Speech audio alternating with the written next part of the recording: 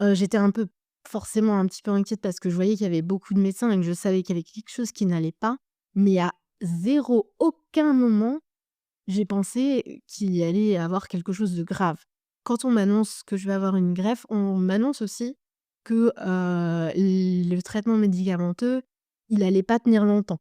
Parce que, là, en gros, mon rein, mon foie et cetera, enfin tous les organes continuaient à se dégrader tout doucement et donc il allait falloir trouver une autre solution en attendant d'avoir la greffe. Bienvenue sur Cœur battant, le podcast qui fait battre le cœur de ceux qui vivent, de près ou de loin, avec les pathologies cardiaques. Nous sommes Mylène Et Fanny, deux sœurs unies par une histoire extraordinaire. L'une a soutenu, l'autre a survécu grâce à une greffe du cœur. Dans chaque épisode, nous vous invitons à plonger dans des récits authentiques et émouvants, à rencontrer ceux qui ont traversé des épreuves et ceux qui les accompagnent, le tout éclairé par les avis précieux de professionnels de la santé. Notre mission ? Vous donner les clés pour mieux comprendre, mieux vivre et mieux accompagner les pathologies cardiaques, tout en tissant un lien de confiance entre patients, aidants et soignants. Parce qu'ensemble, nous sommes plus forts et plus résilients. Nous vous invitons à nous rejoindre pour un nouvel épisode. Installez-vous confortablement. C'est parti. La foudre ne frappe jamais deux fois au même endroit, dit-on. Pourtant, pour Camille, le sort s'acharne. Dans cet épisode, elle nous partage avec une force de vie et une résilience extraordinaire le chemin tumultueux qui a marqué son existence. Adolescente, elle apprend à devenir une aidante, administrant les premiers secours à son frère Guillaume avant de l'accompagner dans son parcours de greffe. Puis, des années plus tard, lorsque vient l'envie de fonder une famille, un nouveau verdict tombe. Insuffisance ovarienne prématurée. C'est le début d'un combat intense vers la maternité, un parcours à travers la PMA et le don d'ovocytes. Après ce chemin semé d'embûches, un drame inimaginable survient. Camille doit affronter la perte de son enfant, l'impensable pour tout parent. Elle nous raconte les jours qui suivent cette tragédie, alors que son corps commence à flancher insidieusement, jusqu'à cette visite aux urgences qui révèle un choc cardiogénique. Son cœur, épuisé par ses épreuves, ne tient plus. Hospitalisée en réanimation, elle reçoit ce nouvel ultimatum. Une greffe cardiaque est nécessaire, mais les chances de trouver un donneur compatible sont minces avec son groupe sanguin O négatif si rare. C'est l'attente interminable d'un cœur compatible et enfin le début du retour à la vie. À travers cet épisode, Camille nous offre une leçon de courage et de résilience, un voyage entre la perte, la renaissance et l'espoir. Attention, ce récit aborde des thèmes sensibles, notamment celui du deuil périnatal et de la greffe cardiaque. Prends soin de toi en l'écoutant. Bonjour Camille. Bonjour! Merci de nous recevoir aujourd'hui dans ta belle maison. Avec plaisir. Et on va tout de suite rentrer dans le vif du sujet. Allons-y, allons-y. Je vais te demander de te présenter en nous donnant ton prénom, ton nom si tu le souhaites, ton âge, où tu vis, ta profession et enfin ton lien avec les pathologies cardiaques. Donc moi, du coup, c'est Camille Darcel et je vis, à Hohenguft, c'est un tout petit village en Alsace et je suis orthophoniste et bien sûr, j'ai 29 ans et presque 30 dans 2 semaines. Donc on s'approche très, très fort des 30 ans. Et quel est ton lien avec les pathologies cardiaques? Je suis greffée cardiaque et sœur de greffé et voilà, c'est déjà pas mal. C'est déjà pas mal. Alors on peut débuter en parlant d'abord justement de ton frère, Guillaume, qui est aussi greffé. Exactement. Et du coup, est-ce que tu peux nous parler de ta posture de grande sœur? Parce que tu es la grande sœur à ce moment-là. Donc en effet, je suis, l'aînée de la famille, donc on a aussi une petite sœur et Guillaume qui est, le plus jeune, ma sœur et moi du coup. Et donc bah, la relation que j'ai, par rapport, à sa greffe, bah, j'ai été la première personne, qui a été là, en fait, quand, il a fait son premier choc cardiaque, hein. Donc on sait pas vraiment si c'était un arrêt cardiaque, enfin voilà, c'était un peu compliqué. Mais effectivement, c'est moi qui étais avec lui, au moment où ça n'allait pas. On était à la maison, j'étais assez jeune, moi j'avais à peu près 16 ans, je dirais. Puisque oui, lui en avait 11, donc moi j'avais 16 ans et on regardait un dessin animé et puis il s'est levé et je l'ai entendu tomber et voilà, et de ça a découlé, pas mal de choses, l'appel aux pompiers et cetera et cetera. Et puis après tout le parcours, de greffe, qu'on lui connaît. Comment est-ce que tu l'as vécu et comment est-ce que tu as géré ça aussi, du coup, avec le reste de ta famille? Alors il y a eu, on va dire le premier choc initial, hein, vraiment le moment où il est tombé et où, vraiment, tout a commencé. Bah, là, j'étais un peu en mode survie, en mode, voilà, il faut que j'assure, mes parents, sont arrivés très, très vite, hein, mais je pense que pour des parents, c'est compliqué. C'est compliqué, il y a tout de suite, bah, moi aussi en tant que sœur, bien sûr, j'étais dans l'émotion, mais on va dire que, par chance, j'avais fait ma formation de 1er secours quelques semaines avant, donc je c'était bien clair dans ma tête. Donc je me suis dit: «OK, on y va, il faut assurer, il faut appeler les pompiers, il faut, quand j'appelle les pompiers, il faut que je sois claire, il faut que je donne mon adresse» et cetera. Voilà, vraiment tout le protocole et j'étais vraiment en mode robot, quoi. Pas dans l'émotion, pas dans le: «Ouh là, là mon frère il est en train de mourir» ou j'en sais rien.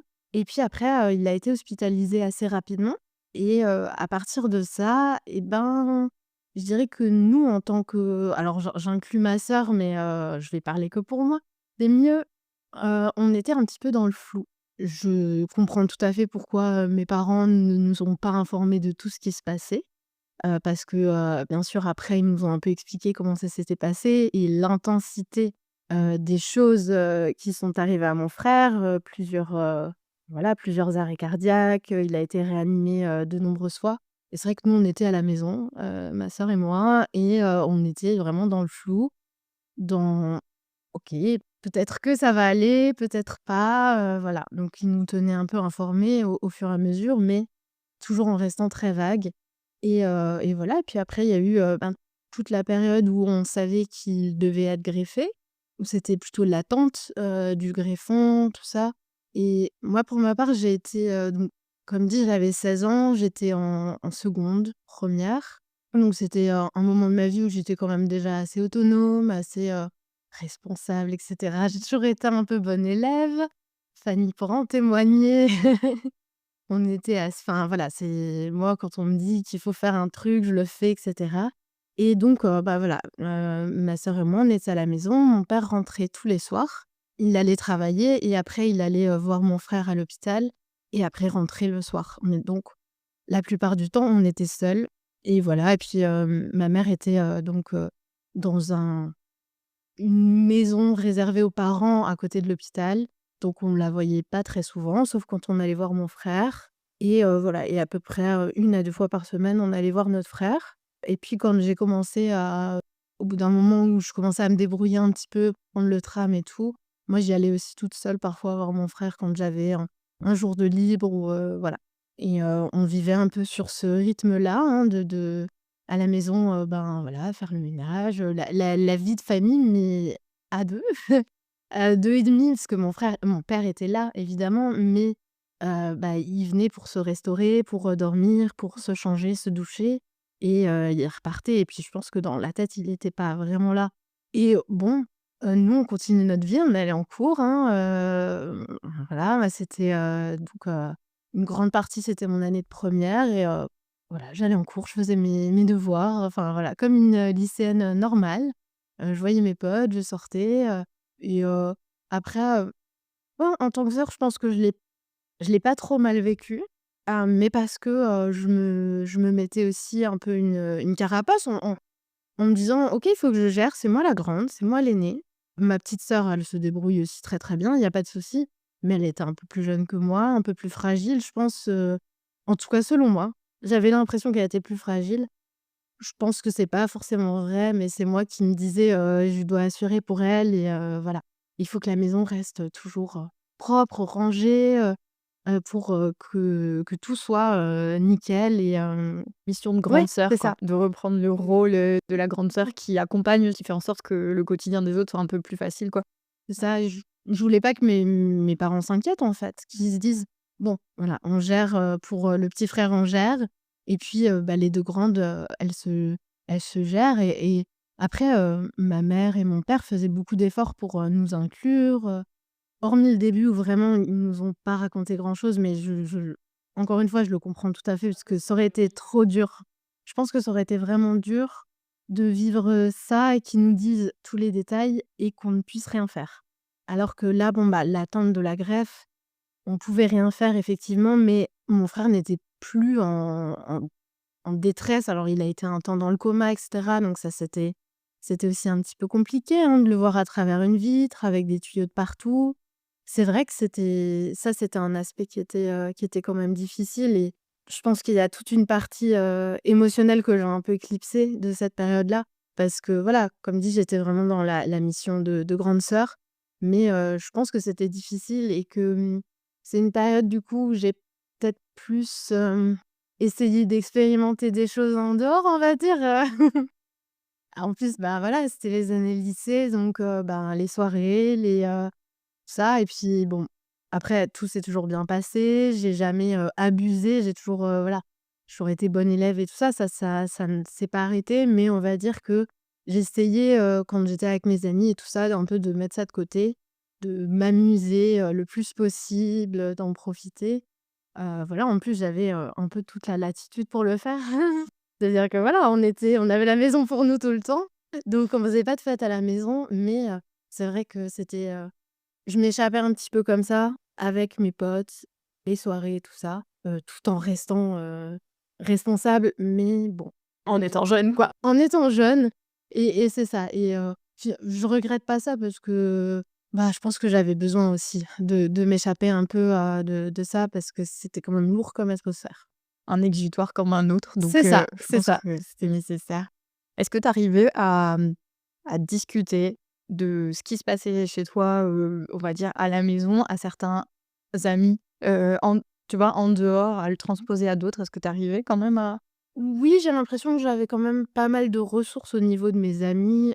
Voilà, j'étais quand même quelqu'un qui était beaucoup entouré, voilà, comme dit, j'aimais bien sortir, j'aimais bien faire plein de choses avec mes amis et j'avais des amis assez proches qui pour le coup étaient très soutenants et à qui je pouvais parler de pas mal de choses. Alors évidemment, c'était, difficile de pouvoir, faire passer des émotions aux autres sur quelque chose qui est totalement, enfin c'est abstrait pour les autres gens de se dire: «Ah OK», parce que pour moi vraiment la vie de mon frère était en jeu et c'était pas facile. Après à partir du moment où il a eu la greffe et tout ça, les soins après greffe et tout ça, c'était plus facile, j'ai trouvé.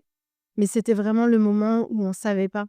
On savait pas s'il aurait une greffe, on savait pas, comment ça allait se passer et voilà et ce qui allait se passer si on ne trouvait pas de greffe et ça, c'était vraiment la période difficile. Après le reste, voilà. Mais ça va, j'arrivais plutôt bien à en parler, je pense. Ça a toujours été, je pense une de mes forces, le fait de parler facilement des choses et d'arriver à peu près à exprimer mes sentiments, mes idées et cetera.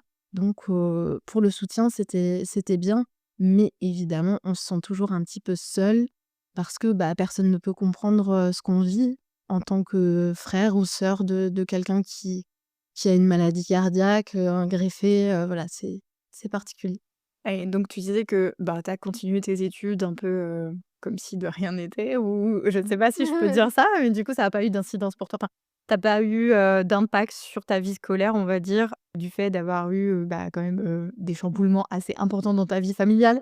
Non, Donc non, non, non ça a et été au contraire, bon, au bout d'un moment, l'équipe éducative, l'a appris, bon alors je sais plus si c'est moi qui l'ai dit ou je me souviens plus trop comment ça s'est passé, mais en tout cas, voilà, ils l'ont appris et certains profs, vraiment avec une grande bienveillance, me proposaient, «Tu sais, si tu veux pas faire, les devoirs et tout ça, c'est pas grave, ou si, jamais il y a un contrôle, et que, tu sens que tu pas prête, tu peux et moi j'ai toujours insisté pour, dire: «Ah non, enfin voilà, ce qui arrive à mon frère, ça n'a rien à voir avec moi et il y a pas de raison que ça impacte mes résultats scolaires», voilà donc pour moi c'était quand même important et je pense pas que ça ait eu de conséquences, même plutôt des conséquences positives dans le sens où je me disais: «Bon bah, faut vraiment que j'ai des bons résultats pour prouver que, bah, que même si, ça va pas trop à la maison, j'arrive quand même à me débrouiller.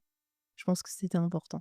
Alors peut-être pas à ce moment-là, peut-être que ça vient plutôt même, quand ton frère, par exemple, rentre de nouveau à la maison, une fois que on va dire que les gros événements sont passés. Parce qu'une fois qu'on a la tête dedans, des fois, c'est difficile de prendre du recul par rapport aux choses. Est-ce que tu as senti à un moment donné, pendant ton adolescence, le besoin d'avoir un soutien au niveau de ta santé mentale? Là, je veux dire, au niveau psychologique? Et ben, à l'époque, non, pas vraiment. J'ai commencé à avoir un suivi, psychologique à mes 22 ans à peu près, 22-23 ans et avant ça, j'en avais pas et j'en ressentais pas forcément le besoin sur le moment. Après, je me rends compte, bien sûr, que ça a eu beaucoup plus d'impact que je ne le pense sur, le reste de ma vie, et ma construction d'adulte.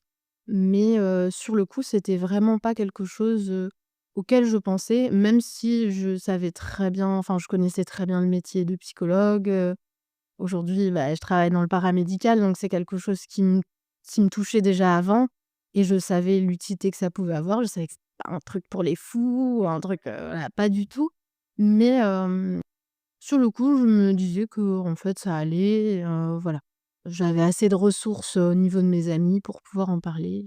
Ça me semblait pas essentiel, sur le coup. Et par la suite, est-ce que du coup, c'est quelque chose qui est venu du coup plus tard, quelques années après? C'est de ta propre initiative que tu as décidé? Alors, oui, oui, oui. Le premier suivi psychologique que j'ai eu, c'était malheureusement suite à une agression. Donc, c'était vraiment en dehors de tout ce que j'avais vécu et c'était un suivi en TCC, donc, thérapie cognitive et comportementale. Donc un suivi très, cadré, avec un objectif, qu'on se fixe en début de thérapie et qui est très précis, en fait, hein, donc ça, c'était vraiment pas lié à ça et puis, en fait, c'est revenu, toutes les histoires de mon frère et cetera, c'est revenu quand, moi, j'ai voulu avoir un enfant et que là, j'ai repris un suivi, psychologique, pour, m'accompagner, dans tout le processus, pour avoir un enfant et effectivement, c'est, là que beaucoup de choses sont ressorties. Comme je crois c'est souvent le cas quand on veut avoir un enfant, qu'on en a un, ça chamboule pas mal, notamment les affaires un peu familiales, les choses comme ça qu'on laisse un peu dans l'enfance et puis, qui ressortent pas mal. Je veux bien te croire. On va cheminer du coup sur ta propre histoire, justement. On a déjà fait un pas dedans. Est-ce que tu veux nous raconter justement, soit le début de pour toi, c'était au début de ta grossesse Ouais. ou est-ce que tu veux nous parler peut-être de l'avant? C'est toi qui décides.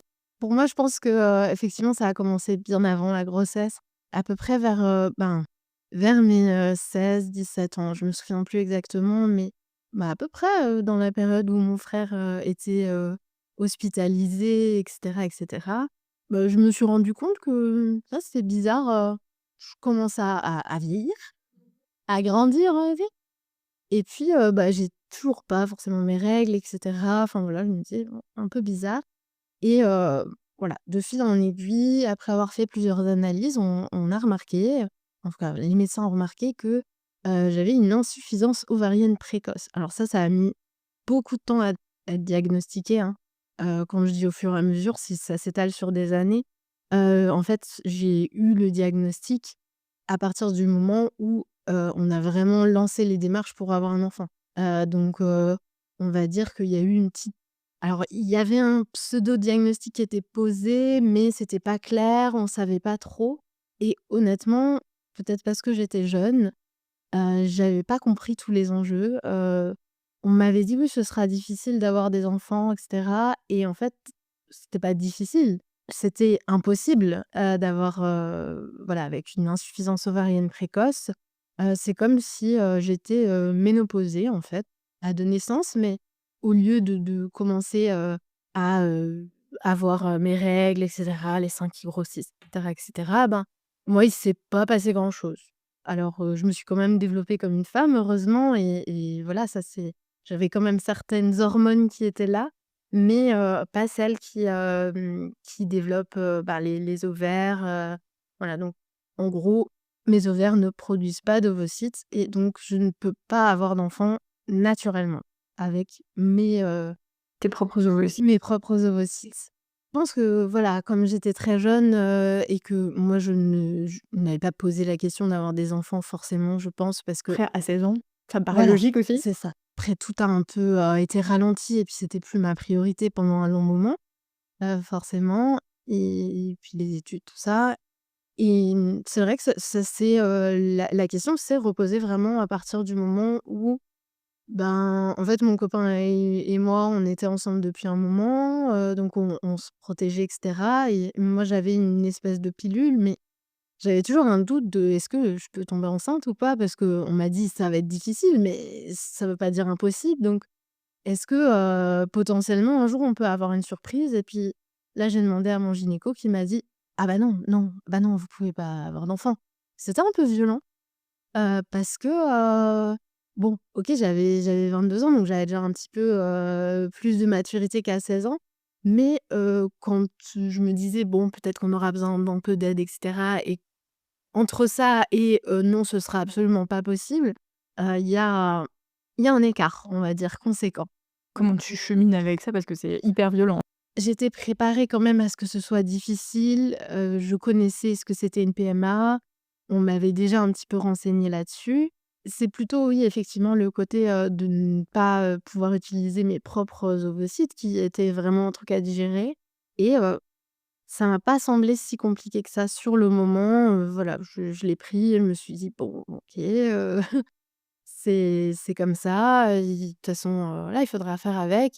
Mais moi, ce qui me faisait peur, c'était vraiment juste de pas pouvoir avoir d'enfant tout court. Ouais. Honnêtement, c'était parce que c'est depuis toujours un projet, quelque chose qui me tient à cœur, forcément, et donc voilà, ben, j'apprenais ça un petit peu de façon, abrupte. En tout cas, c'est comme ça que je l'ai vécu, et peut-être que les médecins, de leur côté se disent: «Mais en fait, on lui a déjà dit plein de fois», mais en fait, c'est juste que c'est ce moment-là où ça m'a frappée et où j'ai vraiment compris que même si on mettait aucune protection, rien du tout, c'était pas possible. Donc et ben, on s'est rapidement lancé, dans un parcours de PMA, du coup. Est-ce que tu veux nous en donner les grandes lignes? Oui, je peux. Mais dans les grandes lignes, on a eu énormément de chance dans notre parcours parce qu'en fait, on est arrivé à une période où il y avait un changement de loi, la loi éthique, concernant les PMA, qui ouvrait, du coup, le don et la réception. J'ai pas le mot, mais on va dire, le don et les receveurs, pour les ovocytes, aux femmes célibataires et aux couples de femmes. Donc ça, c'était une super nouvelle, et ça a fait qu'effectivement, il y a eu aussi une campagne d'information, une ouverture des droits des donneurs et cetera, un peu plus, large sur, l'anonymisation et cetera et cetera. Donc ça a été une période où il y a eu pas mal de dons. On a eu, beaucoup de chance là-dessus, donc on a déposé un dossier, ça c'est très long, ça met à peu près, sachant qu'on l'a fait très rapidement. Voilà, on nous disait: «Il nous faut tel document». Le lendemain, le rendez-vous était pris avec le professionnel en question, et on a fait vraiment en sorte d'aller vite parce que c'est pas qu'on était pressés, mais c'est qu'on s'attendait à ce que ça dure des années, et on se disait: «Bon, plus vite on a fait ça, mieux c'est». Et effectivement, une fois que notre dossier était fait, on nous a dit: «Bon, bah, maintenant il faut attendre, un comité qui va se réunir et qui va décider si vous avez le droit ou pas». D'avoir un don? Ah voilà, c'est ça, si vous êtes éligible ou pas au don. Ça a mis combien de temps tout ça? Et À partir du moment où ça, tu décides de te lancer dans le ouais, projet et d'avoir ta date, pas de ouais. réunion, de Je dirais environ 6 mois. Parce qu'on a fait vite, et je crois que quand on avait commencé, on nous avait dit que en moyenne, ça durait plutôt 1 an, la période de dossier, de constitution du dossier, et après je pense que ça dépend beaucoup des régions, des centres aussi, je pense. des centres, Mmh. de la réactivité de chacun. Il y a des gens pour qui c'est un cheminement. Nous, voilà, c'était: «On veut faire vite, on veut faire bien», et voilà, donc on a tout fait. Et après, on va dire, ces 6 mois de constitution du dossier, il y a, la partie attente, du don, hein. On vous dit: «Oui, OK, c'est bon, vous pouvez attendre maintenant, vous avez le droit d'attendre». Et donc là, c'est le flou parce que Et tu là, sais c'est le flou parce on ne sait pas comment on est placé dans la liste, donc c'est une liste d'attente, hein, en fonction de la date à laquelle on a déposé notre dossier. Et on ne sait pas du tout si on va devoir attendre 6 mois, 1 an, 2 ans, 3 ans, et cetera. Et on nous a dit: «Bon, voilà, sachez qu'en moyenne, le parcours est d'à peu près 3 ans». L'attente pour un don, oui, ça met à peu près 3 ans. Donc nous, on s'est dit: «Bon, on a le temps, allons-y, voilà». On a fait d'autres projets à côté, et cetera. Et en fait, 6 mois plus tard, on nous a rappelé et il y avait déjà un don, pour nous. Donc ça, c'était, vraiment extraordinaire. Donc en 1 an à peu près, hein, à partir du moment où on a décidé, de commencer, ouais, en 1 an à peu près, on a eu, une donneuse qui, nous a fait, un super don. Donc c'était mon premier don, qui était déjà, trop chouette. Et voilà, donc ça on a eu beaucoup de chance que ça nous a donné, quand même quelques embryons, qui étaient en très bonne qualité, donc ça, c'est bien. Et on a utilisé, le premier, celui qui était, le plus, top quali, de la bande, on va ouais, dire. c'est ça. Et du premier coup, le transfert a fonctionné. Donc faut savoir qu'avoir un transfert, il y a 3 mois de traitement hormonal, donc avec, des patchs, des ovules, des piqûres tous les jours, à heure fixe, des médicaments à prendre en oral, et cetera, et cetera. Donc c'est, encore plus lourd que la greffe. Donc si vous voulez, la greffe, finalement, les médicaments, ça va. Parce que, quand on est passé par une PMA, on sait à quel point, c'est lourd. Et il y a beaucoup, beaucoup d'effets secondaires, de fatigue, de plein de choses. Enfin bref. Et donc ça, c'est pendant 3 mois avant, le transfert. C'est pour préparer un petit peu ton corps. Oui, parce qu'en fait, le corps, normalement, naturellement, il y a tout un cheminement avant de tomber enceinte, hein, à partir, du moment où on a, enfin voilà, il y a c'est assez long. Et puis, il y a la migration vers les trompes, et cetera, et cetera. Bah, chez quelqu'un qui reçoit un don d'ovocytes, et ben, il y a pas ça. Puisque c'est fait, en FIV, hein, donc fécondation in vitro. Donc on met, les spermatozoïdes et l'ovocyte ensemble et on fabrique des embryons. Et on ne garde que ceux qui sont de bonne qualité et qui donnent quelque chose. Donc c'est ce qui a été fait pour nous. 3 mois de traitement, transfert. Transfert, c'est quelque chose de très facile, on va dire. C'est le plus facile, du parcours, je pense. C'est vraiment comme un rendez-vous chez le gynéco. Il vient avec une petite pipette, il transfère, l'embryon, dans le bon endroit. Je vais pas m'avancer sur les termes scientifiques, mais au bon endroit. Et voilà. Et puis après, on attend 15 jours et au bout de 15 jours, on sait Si le transfert a fonctionné voilà, ou pas, c'est ça? exactement. Et donc au bout de 15 jours, on a appris que ça avait fonctionné. Et voilà. Et donc ça a marché du premier coup très, très vite. Donc c'était une grande chance. Et ouais, c'était un parcours finalement assez facile. Ouais, honnêtement, j'avais entendu beaucoup de témoignages assez alarmants. Et quand on commence le parcours, ils font beaucoup de prévention en disant: «Vous savez, c'est long, ça peut rater plusieurs fois. Il y a pas voilà, il y a tant et tant de chances que ça réussisse, une grossesse sur 4, ça peut réussir, mais les autres, voilà». Donc ne et ils ont tout à fait raison parce que, c'est vrai qu'on peut se dire: «Bon, bah, ils fabriquent l'embryon, donc qu'est-ce qui peut ne pas marcher?» Eh ben si, ça peut. Et donc après, le traitement continue pendant le début de la grossesse, pendant 3 mois. Et puis il s'arrête. Et après, la grossesse est poursuivie normalement. Du coup, le reste de ta grossesse s'est bien passé? Honnêtement, c'était, vraiment je pense ouais, la plus belle, les plus beaux mois de ma vie. C'était vraiment très bien. J'ai eu une grossesse, vraiment idéale, avec, pas de nausées, pas de très, très peu De de contraintes, de désagréments ou de choses, désagréments, de ouais. dégoûts, de choses comme ça. Bien sûr, des petits trucs comme tout le monde. mais honnêtement, j'ai kiffé. Les derniers mois étaient un peu plus fatigants. Je me suis arrêtée de travailler quand même, 3 mois presque avant, la fin de la grossesse. Maintenant, je sais pourquoi. À l'époque, je pensais juste que j'étais fatiguée, mais maintenant je peu une idée sur, ce qui me fatiguait. Mais en fait, c'était la meilleure décision que j'ai prise de ma vie, je pense, de m'arrêter avant, même si, j'adore mes patients et mon métier. Mais je regrette absolument pas d'avoir profité de ces 3 derniers mois pour me concentrer là-dessus à 100. Et honnêtement, c'était vraiment très, très chouette. Et donc j'avais décidé d'avoir un suivi, alors médical, oui, puisque c'était une sage-femme, mais je voulais pas, avoir de suivi, gynéco. Je voulais pas de suivi en hôpital parce que je voulais que ce soit le moins médicalisé possible. Parce que, j'estimais que la conception avait été déjà assez médicalisée comme ça et je pense que ouais, j'avais envie vraiment que tout se fasse, naturellement, que ce soit la grossesse la plus normale possible et ça l'a été jusqu'à la fin, mais voilà.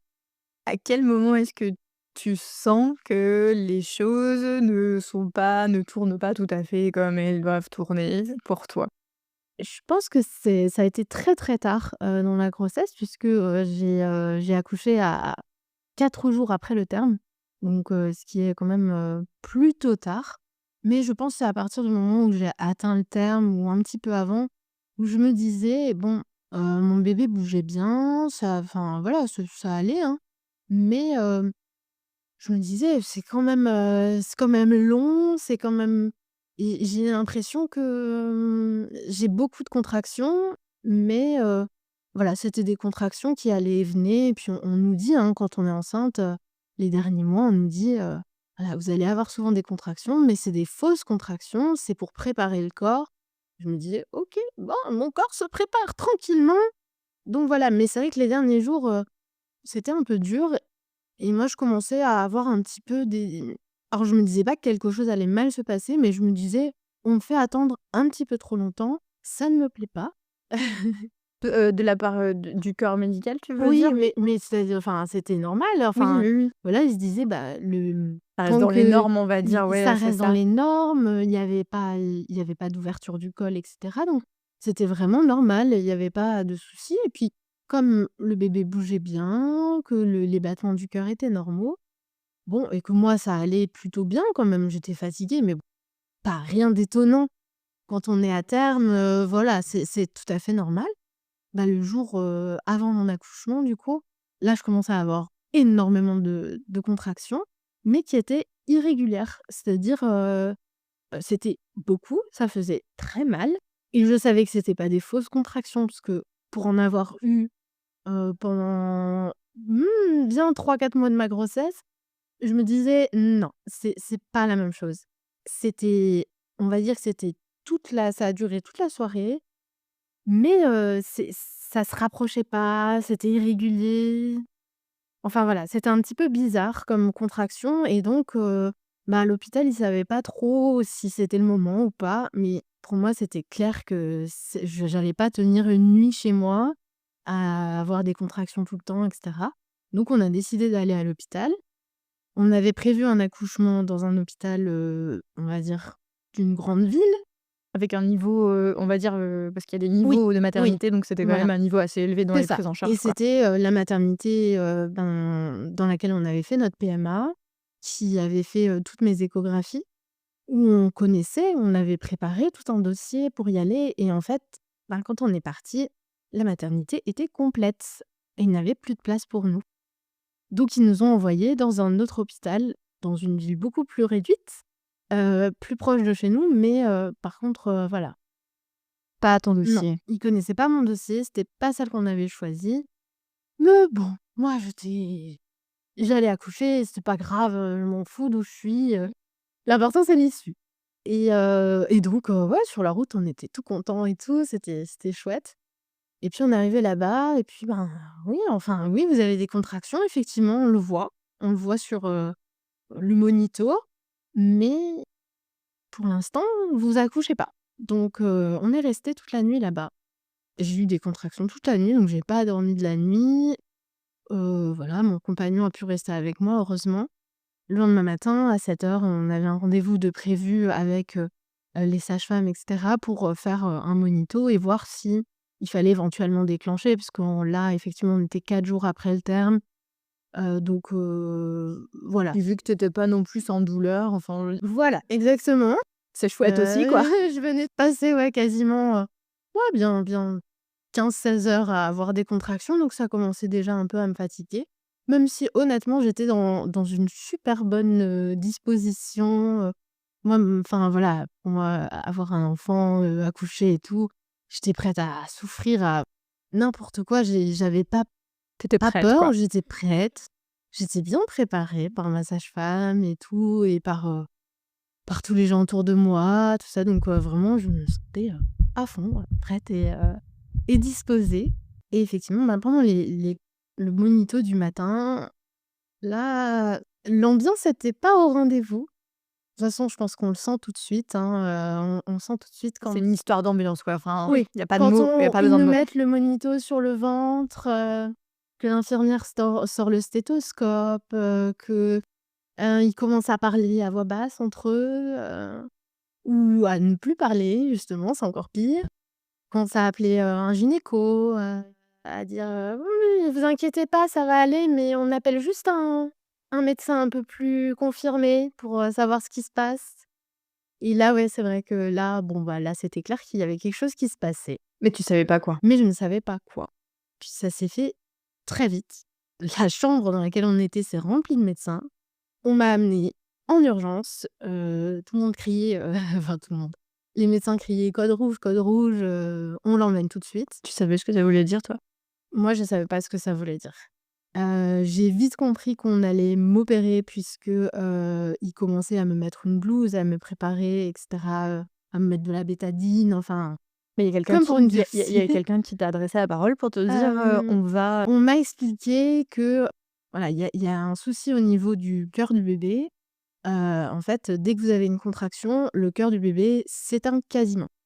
Ses battements cardiaques, descendent de manière, vraiment très, très inquiétante et là, on est en train de le perdre. Donc il faut vous opérer d'urgence pour sortir le bébé et vous sauver tous les 2. En gros, c'était ça. Et donc ça, Moi, tu le j'allais bien, savais hein. avant de partir, au bloc opératoire? Oui, on m'a pas expliqué plus que ça, mais on m'a dit, voilà, il est que, au niveau, du cœur du bébé, il y avait vraiment un souci et que, bah, les contractions, lui faisaient apparemment du mal, enfin, voilà, et qu'il pourrait plus les supporter plus longtemps et qu'il fallait vraiment aller vite. Donc on m'a emmenée en urgence faire une césarienne sous anesthésie générale.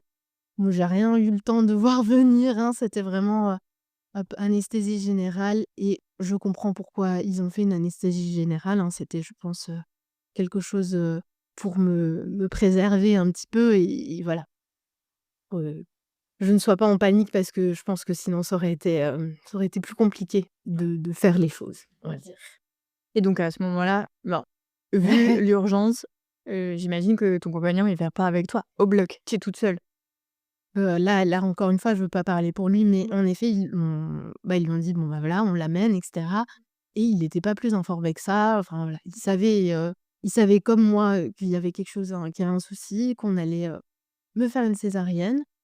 Après on avait été préparés, hein, à ce qu'une césarienne puisse arriver. Honnêtement, j'étais un peu forcément un petit peu inquiète parce que je voyais qu'il y avait beaucoup de médecins et que je savais qu'il y avait quelque chose qui n'allait pas, mais à zéro, aucun moment j'ai pensé qu'il allait y avoir quelque chose de grave.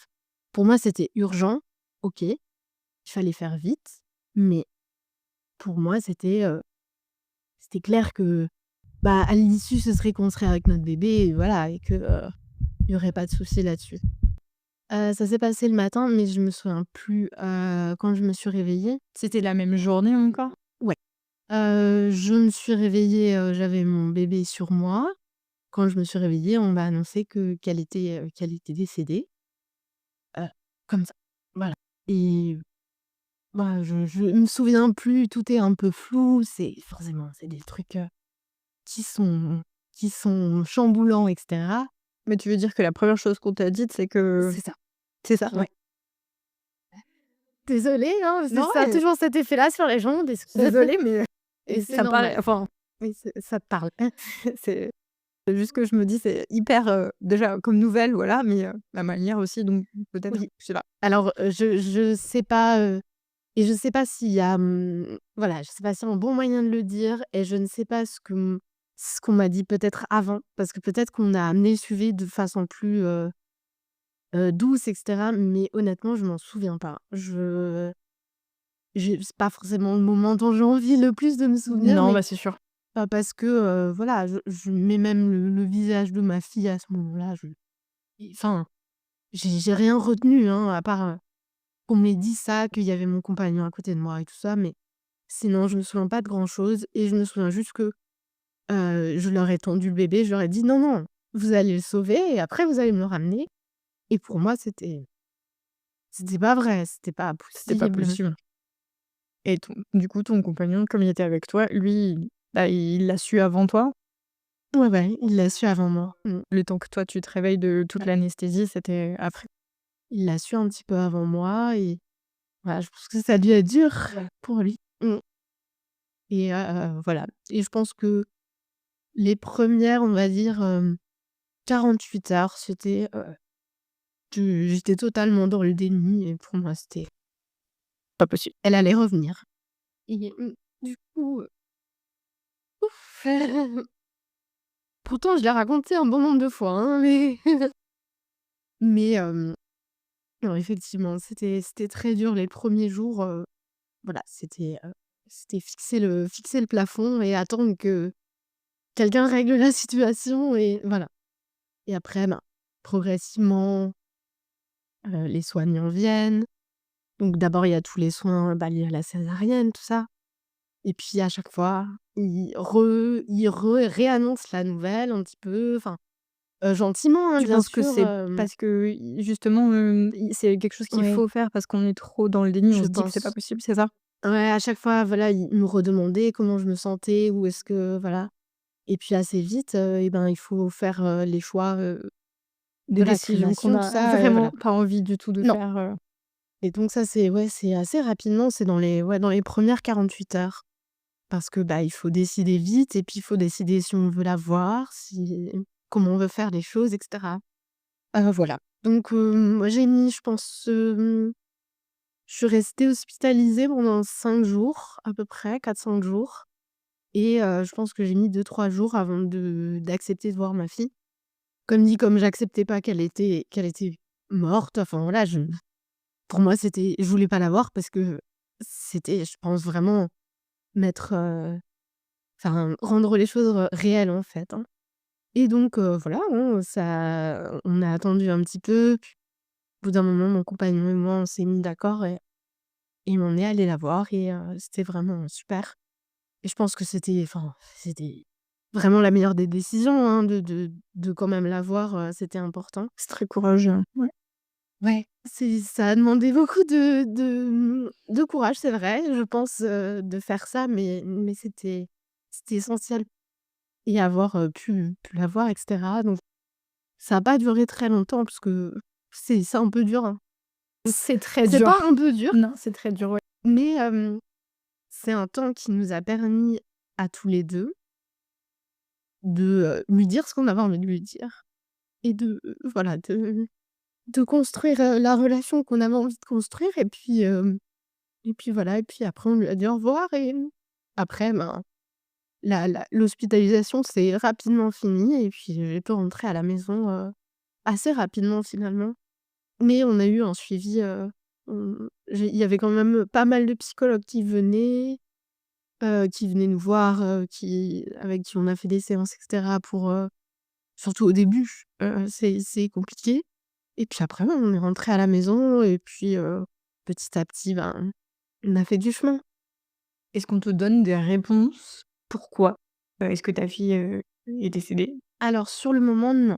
Vraiment pendant l'hospitalisation et tout ça, on nous dit pas. On nous dit que il y a eu un souci, on nous dit qu'effectivement, elle est assez petite, c'est vrai, on le voit, hein, c'est un bébé qui est plutôt petit pour un bébé qui est né, après terme, voilà. Mais on voit aussi qu'au niveau, bah, de son corps et cetera, le cerveau est bien formé, il y a aucun souci. donc ils savent pas trop. C'est comme ça que ça se passe, on rentre à la maison, on ne sait pas ce qui s'est passé, on ne sait pas pourquoi. Donc t'as que des questions, mais pas de Que des réponse? questions et pas de réponse au début. On nous demande rapidement si on souhaite faire une autopsie. On accepte, bien sûr, parce qu'on voulait savoir et on a pour projet encore d'avoir des enfants, donc on voulait savoir Oui, aussi, bien sûr. si on pouvait éviter que ça arrive, une autre fois, forcément. Donc on a fait cette autopsie et on a eu, énormément de chance parce qu'on a eu les résultats très rapidement au bout de je sais pas 2 3 mois, ce qui est vraiment rapide parce que normalement ça prend beaucoup de temps. Surtout chez les bébés parce que, voilà, c'est assez, minutieux, c'est assez difficile à faire et comme il n'y a pas de d'antécédents et cetera, voilà, on sait pas trop où chercher et les résultats sont revenus et on nous a dit, que c'était lié à une thrombose du placenta. Donc c'est un caillot de sang qui se forme, au niveau, du placenta et qui coupe la communication entre, le bébé et le placenta et moi et cetera. Donc on nous explique, c'est que, certainement le dernier mois de grossesse, que petit à petit, la thrombose, a grandi, le caillot s'est agrandi et a coupé les communications et que c'est pour ça que, à la fin de la grossesse, j'avais beaucoup de contractions parce qu'en fait, le bébé était en détresse, il n'avait plus assez, de d'air, enfin, j'en sais rien, je connais pas exactement tous les détails, mais voilà, c'est ce qu'on nous explique rapidement, c'est cette, thrombose, mais on ne sait pas pourquoi, il y a eu une thrombose. C'est-à-dire que bon, c'est bien, au moins on a une raison, on sait que ça n'est pas une malformation, que ça n'est pas, un problème qui était là dès le début de la grossesse, voilà, donc ça, c'est déjà des Bonne bonnes nouvelles, nouvelle. mais on ne sait pas pourquoi, il y a eu une thrombose. Donc en général, les thromboses sont liées à un problème de circulation sanguine, hein, il faut fluidifier le sang et cetera. Enfin, voilà, donc on nous explique que même si on ne sait pas pourquoi, on connaît les moyens d'éviter ça et que, si, on veut avoir une autre grossesse, qu'on me donnera des fluidifiants et que ça devrait aller. Mais on m'explique quand même que c'est très, très rare ce qui nous est arrivé, que en général, en fait, c'est quelque chose qui arrive en début de grossesse et qu'on sait, très, très vite et on s'en aperçoit, normalement, bien avant l'accouchement. Mais que là, ça s'est vraiment fait à la fin et on ne sait pas pourquoi. Suite à la perte de ta fille, je pense que le retour à la maison, j'ose même pas l'imaginer. Et comment est-ce que toi, alors ton état mental, j'imagine qu'il va pas bien du tout, mais ton état physique, comment tu te sens, dans ton corps? Même si c'est difficile de distinguer les 2, Ouais. mais Alors c'est vrai que quand on est rentré, bon, les 1res semaines, c'est des semaines où il y a beaucoup de choses à faire, beaucoup de choses à organiser, beaucoup de papiers à faire, où on répète, absolument toute la journée que notre enfant est décédé puisque, eh bien, il faut prévenir, la CAF, la sécu et cetera et donc ça, c'est vraiment un moment difficile, mais c'est un moment qui est très, voilà, il faut faire des choses, on est très actif. Il faut, organiser, les funérailles et cetera, les cérémonies. Donc ça nous occupe beaucoup, c'est très dur, c'est très, très dur et psychologiquement, on tient le coup. Les 1res semaines, je pense que c'est peut-être les plus faciles parce que, comme dit, on est occupé. On est dans le vif et tout le monde est avec nous, tout le monde, voilà, on a beaucoup de gens qui sont là. Moi, j'ai des soins, j'ai ma sage-femme qui vient, très souvent pour vérifier, voilà, puisque après une césarienne, faut quand même, il y a quand même une cicatrice et cetera. Donc voilà, les 1res, semaines, c'est difficile, mais et physiquement, je suis fatiguée, mais on va dire comme après un accouchement. ça paraît normal aussi. C'est ça, donc ça n'inquiète personne, mais effectivement, je suis fatiguée, je dors beaucoup, voilà, mais j'arrive quand même à faire plein de choses, donc ça va plutôt bien. Puis après, voilà, il y a le retour de couche, hein, donc qui est vraiment la période, où normalement on a, de nouveau ses règles et cetera et cetera. Bon, moi ça se passe c'est un peu particulier, enfin voilà, mais franchement, tout se passe normalement. La cicatrisation de la césarienne, est, vraiment satisfaisante. Donc sur un plan physique, ça va bien. C'est plutôt, au niveau psychologique que c'est plus dur et donc là, je continue mon suivi, psychologique, individuel. On fait quelques séances aussi, à 2, mais c'est principalement moi. Je commence rapidement à prendre des antidépresseurs, et des anxiolytiques pour, tenir le coup parce que, c'est vrai qu'à ce moment-là, j'ai pas mal de crises d'angoisse et cetera qui viennent et qui s'installent. Merci pour ta transparence aussi à ce sujet-là. À partir de quand ton état commence à t'inquiéter ou peut-être inquiète plutôt tes proches, je sais pas? Je pense qu'il y a eu plusieurs moments, mais on va dire que, même avec le recul, en regardant en arrière et tout, je me rends compte, ouais, il y avait quand même pas mal de choses, mais en fait, moi, je commence à m'inquiéter assez tôt quand même, à me dire: «Ah, c'est bizarre». Je me sentais quand même, très fatiguée, essoufflée et j'avais mal au ventre. Mal au ventre, mal au ventre tout le temps et ça passait pas et voilà. J'ai très longtemps perdu du sang aussi après, mon accouchement. Alors ce qui peut être normal, hein, parce que, c'est normal qu'après une césarienne, on perde beaucoup de sang. C'est assez, classique. Mais bon, ça a duré un peu longtemps et cetera et puis, effectivement, j'avais, des crises d'angoisse qui étaient assez, impressionnantes.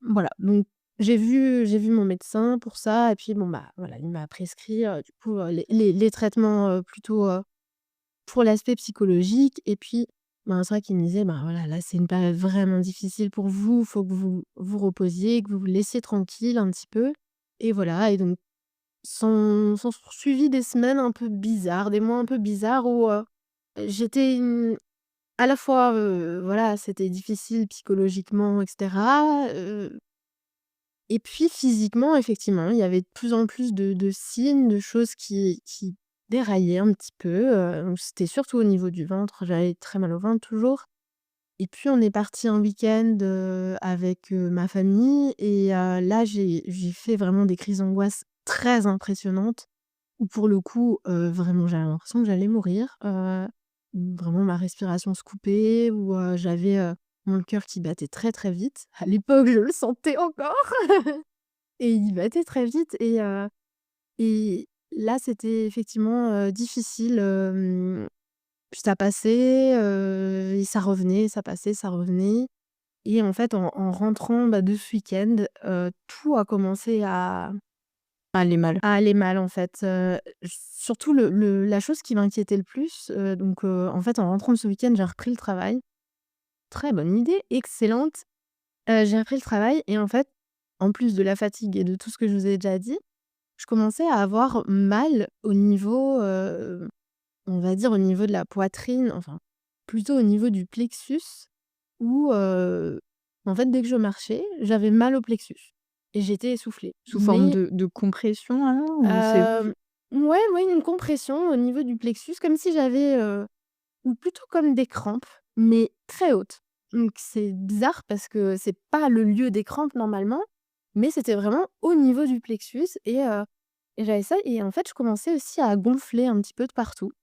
Surtout au niveau du visage, je sens qu'un matin, je me suis levée et je me dis: «Mince, mais je me suis pas démaquillée ou quoi hier?» Je sais pas, j'ai dû faire un truc, et j'arrivais plus à ouvrir les yeux parce qu'ils étaient tellement gonflés que voilà, bon, au fur et à mesure, ils se sont un peu ouverts. J'avais les mains gonflées, les pieds gonflés, les jambes et puis, ce qui donc ma famille était, je pense, plutôt inquiétée, mais moi, j'ai un peu, mon côté, toujours bonne élève et cetera et puis, qui veut être plus forte que tout le monde donc du coup, je disais: «Mais non, mais ça va, mais oh, ouais, j'ai un peu mal quand je marche, mais j'arrive quand même à marcher».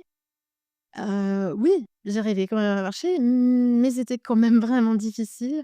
Donc, au bout de 2 semaines de reprise du travail, oui, tu tiens quand même 2 semaines comme ça? oui, j'ai tenu 2 semaines et puis, au bout de 2 semaines, j'ai demandé un mi-temps thérapeutique à mon médecin en me disant: «Bon, je suis peut-être trop fatiguée là, genre peut-être un peu abusé, un peu des vertiges, des trucs comme ça. Bon, mais c'est pas grave, ça va».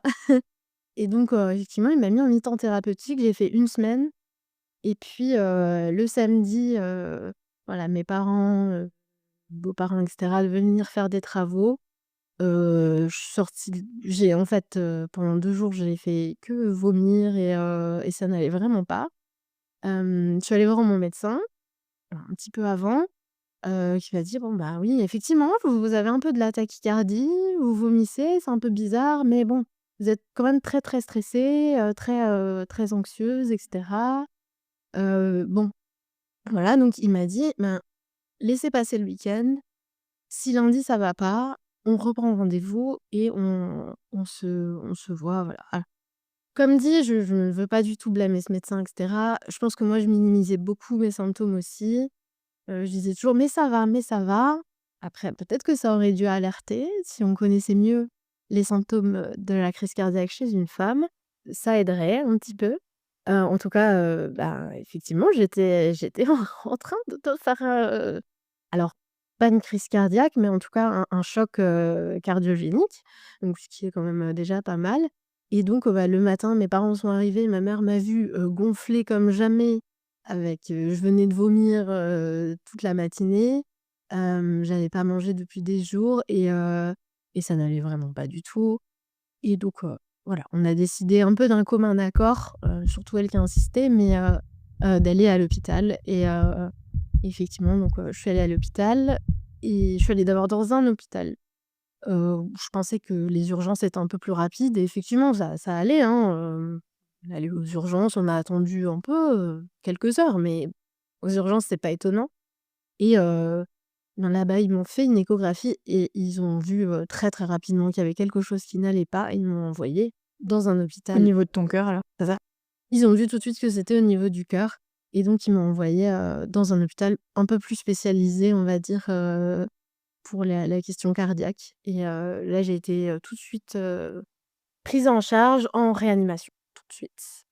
Puisque les premiers tests, qu'ils ont fait, ont montré que en fait, j'avais tout mon corps qui était en train de s'éteindre. C'est-à-dire que, mon foie, mes reins, parce qu'en fait le cœur ne faisait plus son travail, correctement. Et donc tous les organes, commençaient à s'éteindre pour laisser encore le peu d'énergie au cœur.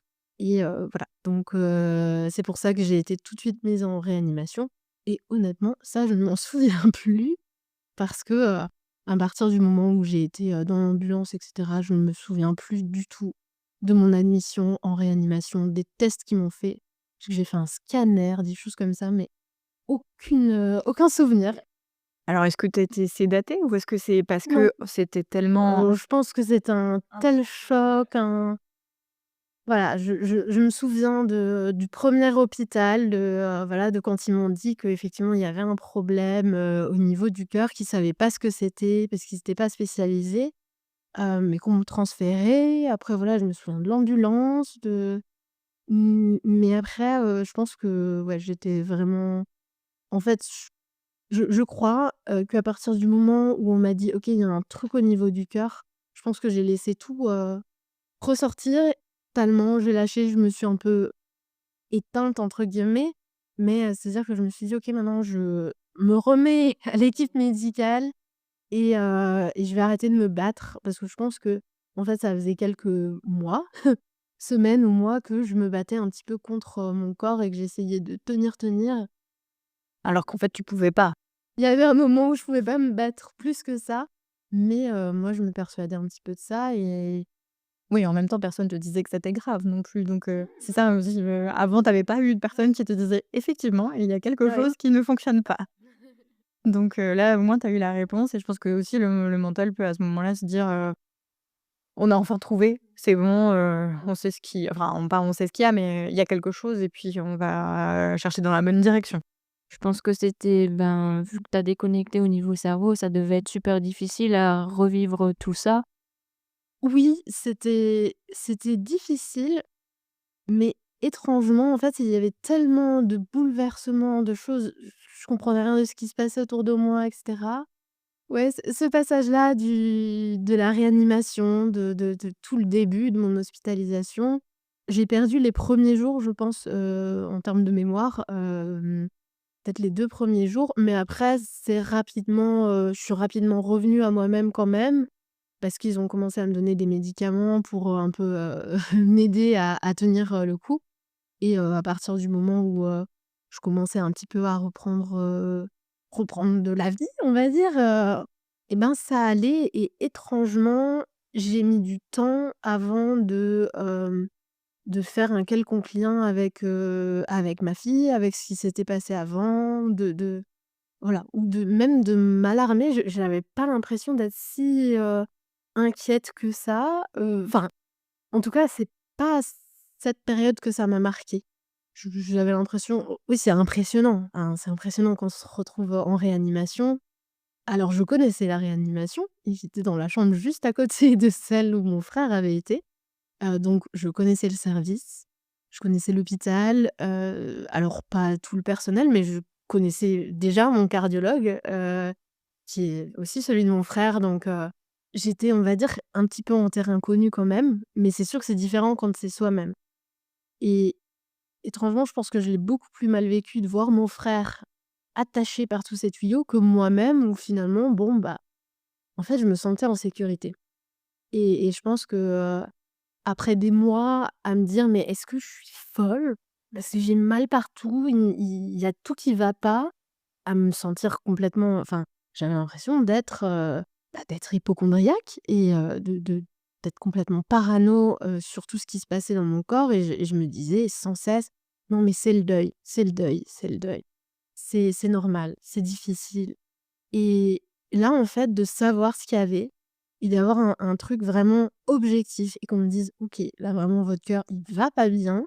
On va tout faire, pour, réussir à le remettre en état, mais pour l'instant c'est comme ça». Bah, en fait, ça m'a rassurée, je crois, parce que j'avais enfin un truc qui était clair, dans mon parcours et je me sentais en sécurité dans le sens où je me disais: «Bon, bah, de toute façon, ils vont pas me laisser mourir, ils vont trouver un truc». Puis j'étais très entourée très vite. Donc les premiers temps, je pense que c'était pas le plus difficile pour moi. Pour mes proches, je pense beaucoup plus. Mais pour moi, ça allait. Et du coup, une fois que tu étais en réanimation, c'était quoi, le parcours, que tu as eu? Alors, qu'est-ce qui se passe quand on arrive en réanimation? Alors, comme dit, les premiers jours sont très flous, mais je sais qu'il y a eu beaucoup de contrôles, d'examens, donc des scanners, des échographies, des, ECG, donc électrocardiogramme, des radios et puis tout un tas de choses comme ça, beaucoup de prises de sang. Donc bah, en réanimation, on est totalement, totalement médicalisé et immobilisé. Donc j'étais, bah, sur un lit, accrochée un peu de partout avec, ben, des perfusions dans chaque bras, au niveau du cou aussi, avec, ben, un tensiomètre, toujours au bras, voilà donc en fait en réanimation, on mesure toute la journée, jour et nuit d'ailleurs, toutes nos constantes, hein, donc voilà, tout ce qui est, oxygénation du sang, et cetera, les battements cardiaques et on a beaucoup de contrôles. Globalement, c'est ce dont je me souviens et beaucoup de soins, effectivement, il y a des médecins qui viennent un peu toute la journée pour nous examiner, pour discuter. Les infirmiers qui font des pansements, qui donnent des médicaments et en fait, la vie en réanimation, c'est très animé. Ça fait beaucoup de bruit. Il y a des bips de partout, des médicaments, par perfusion et cetera donc dès que c'est vide, ça bip, et cetera et on est, en tout cas à l'hôpital dans lequel j'étais, j'avais, quelques infirmiers, on va dire référents, qui étaient beaucoup plus souvent avec moi et en général, on a un infirmier ou une infirmière dans la journée et un infirmier ou une infirmière pour la nuit et c'est toujours la même personne qui est avec nous. Donc moi, j'étais en chambre stérile, donc c'était une chambre, enfin au début, avant d'avoir la greffe, où on pouvait venir me voir. Il fallait faire attention évidemment, il fallait, avoir toute la tenue de cosmonaute avec une charlotte, des surchaussures, des gants, un masque et cetera. Mais au début, on pouvait venir me voir assez librement quand même. en réanimation puisque, bah, j'avais juste un traitement mais pas de greffe, rien du tout. Est-ce que tu sais ce qu'il avait, ton cœur? Alors à ce stade-là, non, enfin, si je l'ai su quand même assez rapidement. Bah, j'ai su rapidement que c'était une thrombose, que moi-même, j'avais une thrombose mais au niveau du cœur. Donc voilà, alors les termes exacts, il faut que je les check parce que, vraiment c'est assez compliqué mais en gros ce qu'on m'a expliqué c'était, que, mes deux ventricules il y avait un problème des 2 côtés en tout cas. Un gradient, enfin voilà, le cœur était gonflé, voilà, en tout cas que c'était pas très favorable. Donc en fait, il fonctionnait Il plus du tout. fonctionnait plus. Voilà, en fait, la thrombose était quand même assez grande. A priori, ça faisait déjà un moment qu'elle se développait, hein. Je l'ai vu, à l'échographie, effectivement, c'était un gros morceau et que, ben, ça obstruait, le passage, du sang, oxygéné et cetera. Et voilà, donc on m'a rapidement dit ça, mais sans rentrer non plus. Ils sont peut-être rentrés dans les détails, mais honnêtement, j'ai pas tout retenu. Je sais juste que, voilà, que c'était assez grave, mais j'ai pas su tout de suite par contre que j'avais besoin d'une greffe.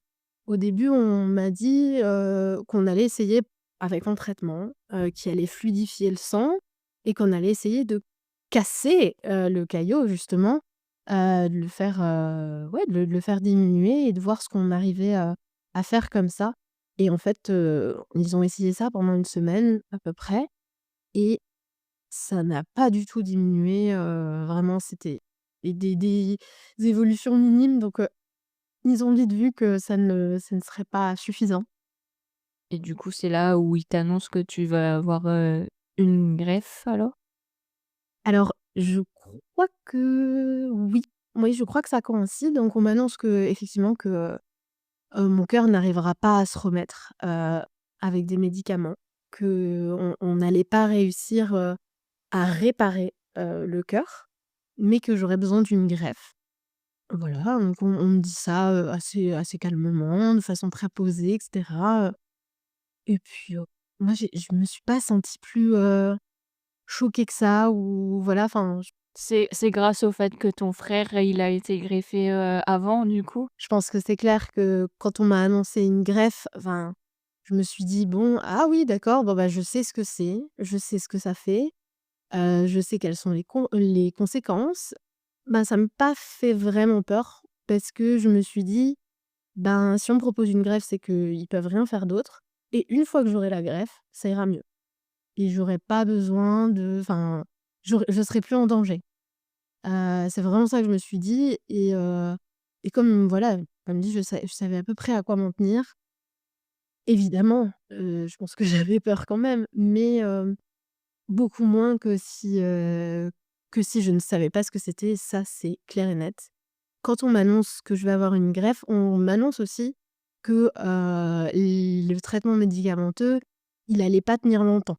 Parce que, là, en gros, mon rein, mon foie et cetera, enfin tous les organes continuaient à se dégrader tout doucement et donc il allait falloir trouver une autre solution en attendant d'avoir la greffe et c'est là qu'on m'a annoncé que, j'allais être, mise, sous ECMO donc, petite machine, qui fait, alors moi c'est comme ça que je l'ai compris, hein, je veux vraiment le dire avec mes mots parce que, ce sera pas scientifique, mais c'est une machine, qui ressemble à une grosse boîte de conserve à laquelle sont accrochées d'autres boîtes de conserve et des tuyaux et cette machine fait les échanges que fait normalement le cœur à sa place.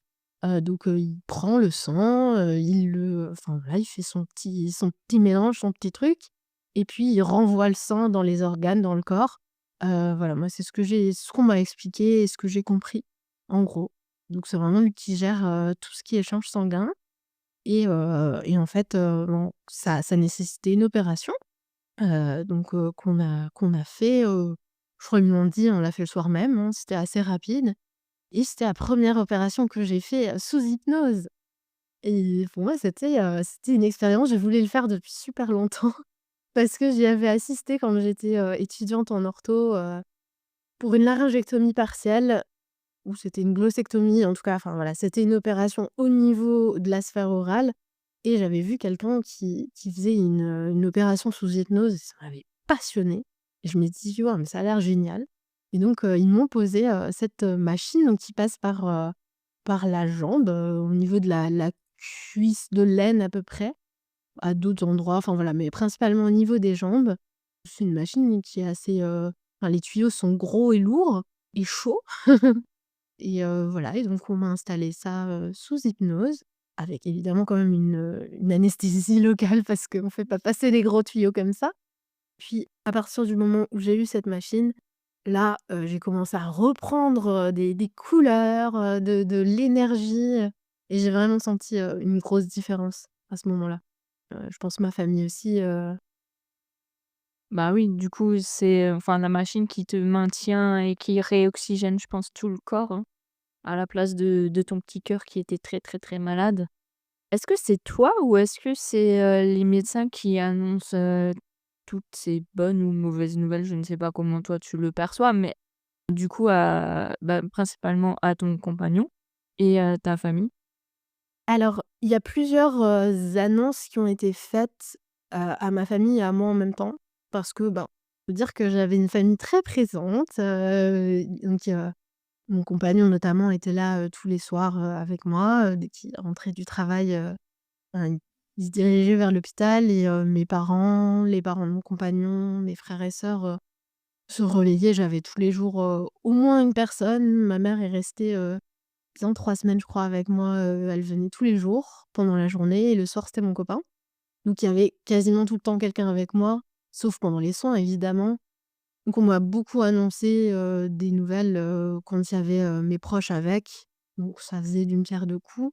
Sinon pour les autres cas, on me l'annonçait à moi en premier et après moi en général je demandais, enfin en général, ils me demandaient si, je souhaitais l'annoncer moi-même ou si eux, l'annonçaient à ma famille et en général moi je demandais que ce soit eux.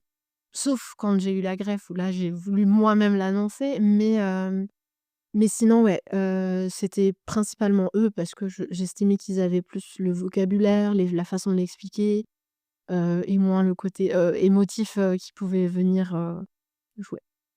Et oui, donc du coup, je disais que, suite à l'ECMO, je pense que ça t'a soulagé d'avoir cette machine et combien de temps tu l'avais jusqu'à, ta greffe?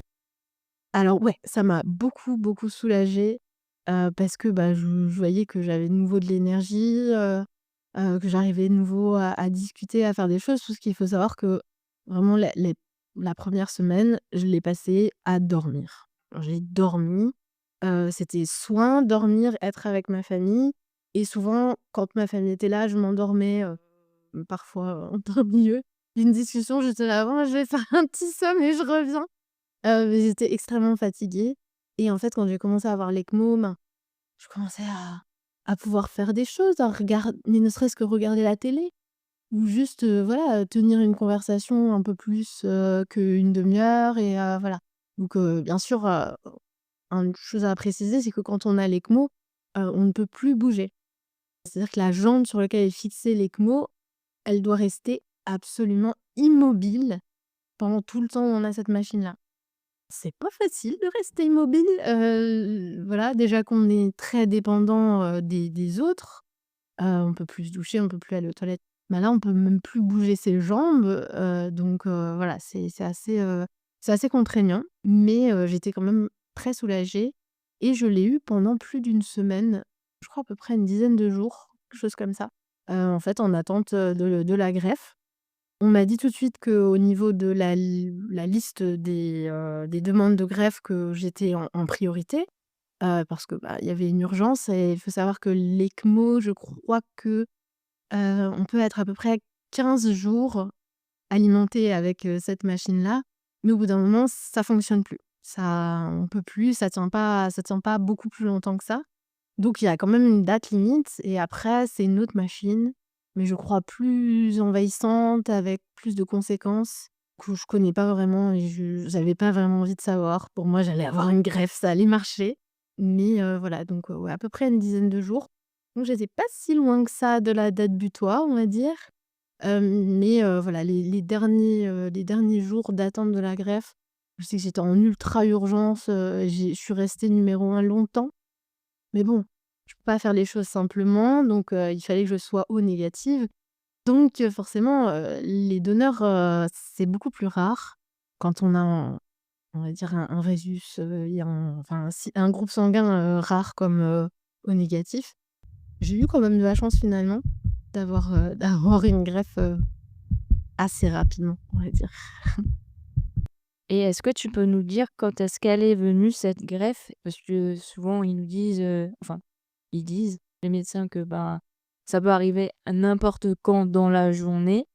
Et est-ce que toi, du coup, tu as été accompagnée, justement par rapport, à cette annonce que tu vas avoir un nouveau cœur?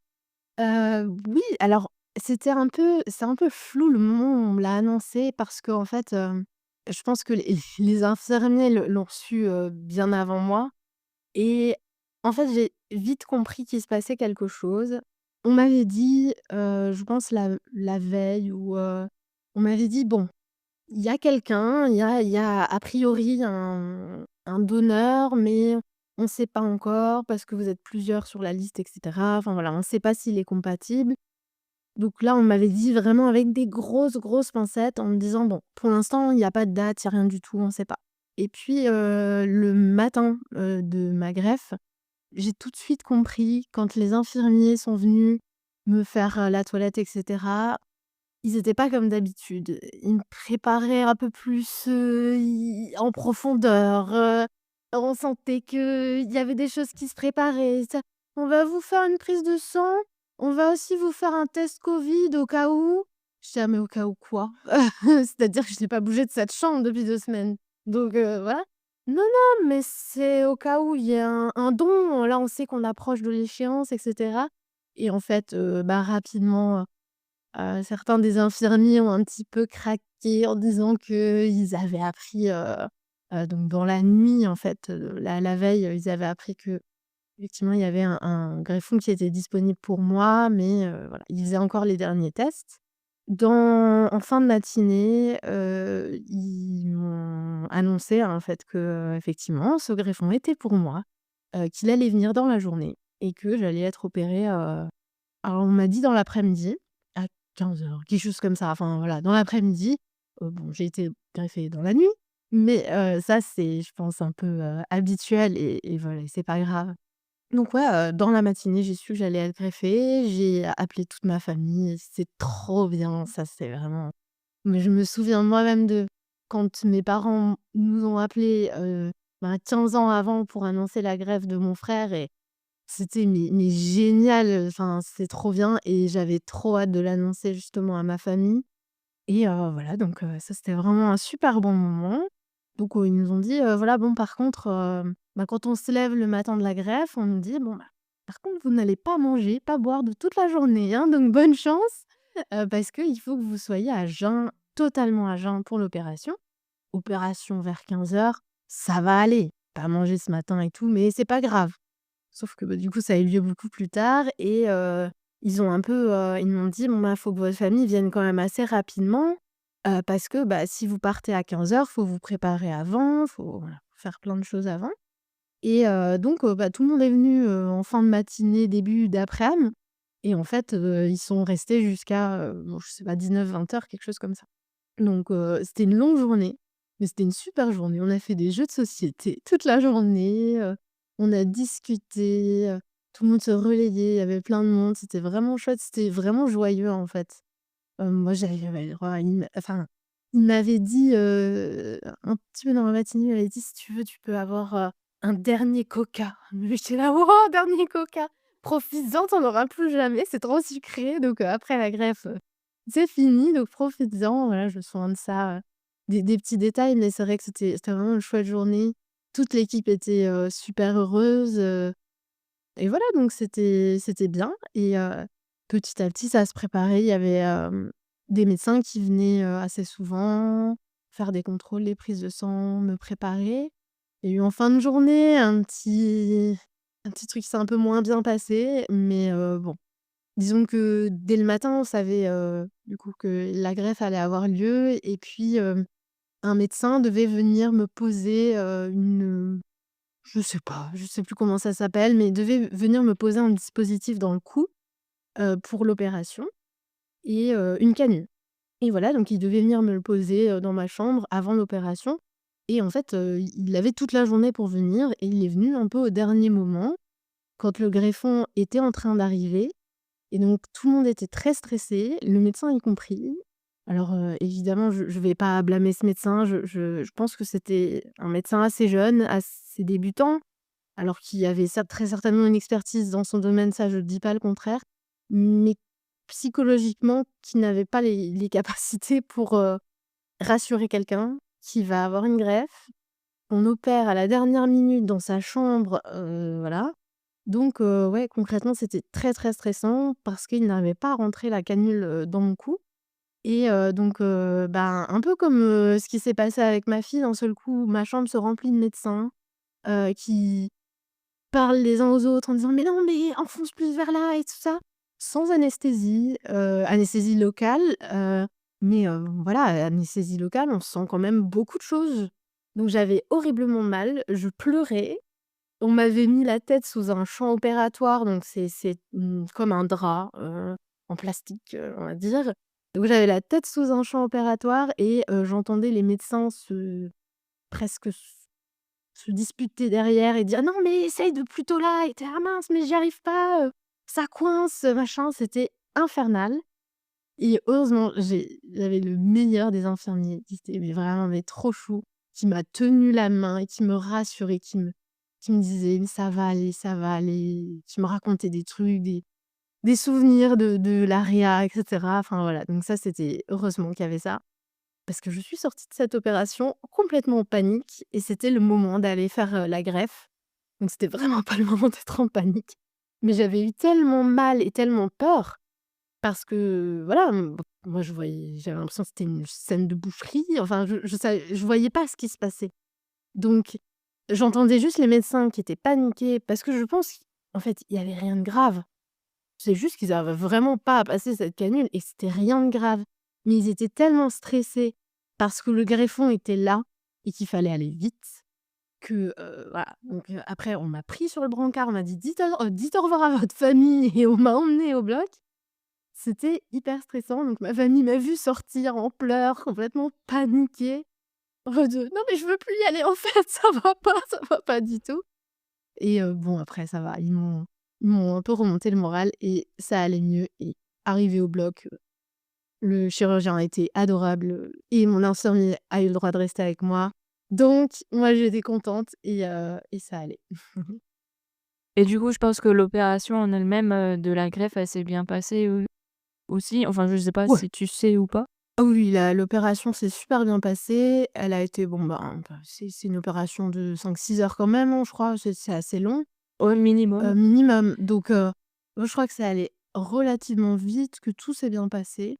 Tout ce que je sais, c'est qu'ils ont eu du mal à m'endormir parce que je pense que j'étais un petit peu stressée, un petit peu à cran et voilà et puis que, je résistais un petit peu, Non, je veux pas. bah, je pense aussi le fait que j'ai déjà un traitement, des anxiolytiques, tout ça, enfin voilà, ça doit faire que au niveau de l'anesthésie, il doit y avoir un peu un concours là de puissance et donc forcément ça a été un petit peu plus long, mais ça s'est super bien passé. Moi j'ai rien senti, hein, rien vu et en tout cas en sortant les médecins étaient très contents, c'était nickel. Et au réveil, comment tu t'es réveillée? Alors, c'était hyper, flou, enfin, je ne me souviens plus de grand-chose. On m'a dit que j'avais été intubée et tout ça, mais moi, je m'en souviens plus.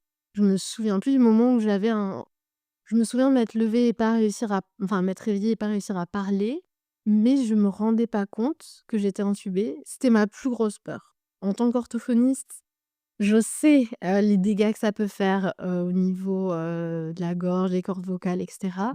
Et c'était vraiment, mon angoisse, c'était, d'avoir, voilà, des lésions, dues à l'intubation ou d'avoir trop peur, d'avoir quelque chose dans la gorge, de me réveiller, de me dire voilà, parce que je sais à peu près ce que ça peut faire, plus ou moins dans la théorie et en fait non, je crois que je s je sentais que j'arrivais pas à parler, mais que je respirais un peu difficilement, doucement comme ça, à un petit filet.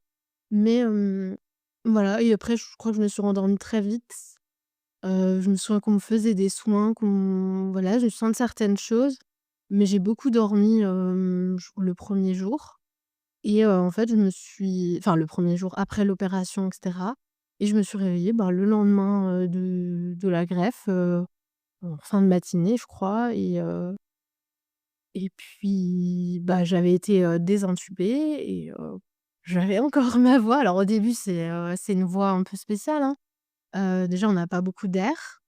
On sent vraiment que, ben, la respiration, comme on est, c'est une opération à cœur ouvert, donc le chirurgien écarte, littéralement, les côtes, le thorax, donc effectivement, on sent comme un gros, gros poids sur la poitrine et on sent qu'il faut vraiment pas forcer pour que ça fasse mal.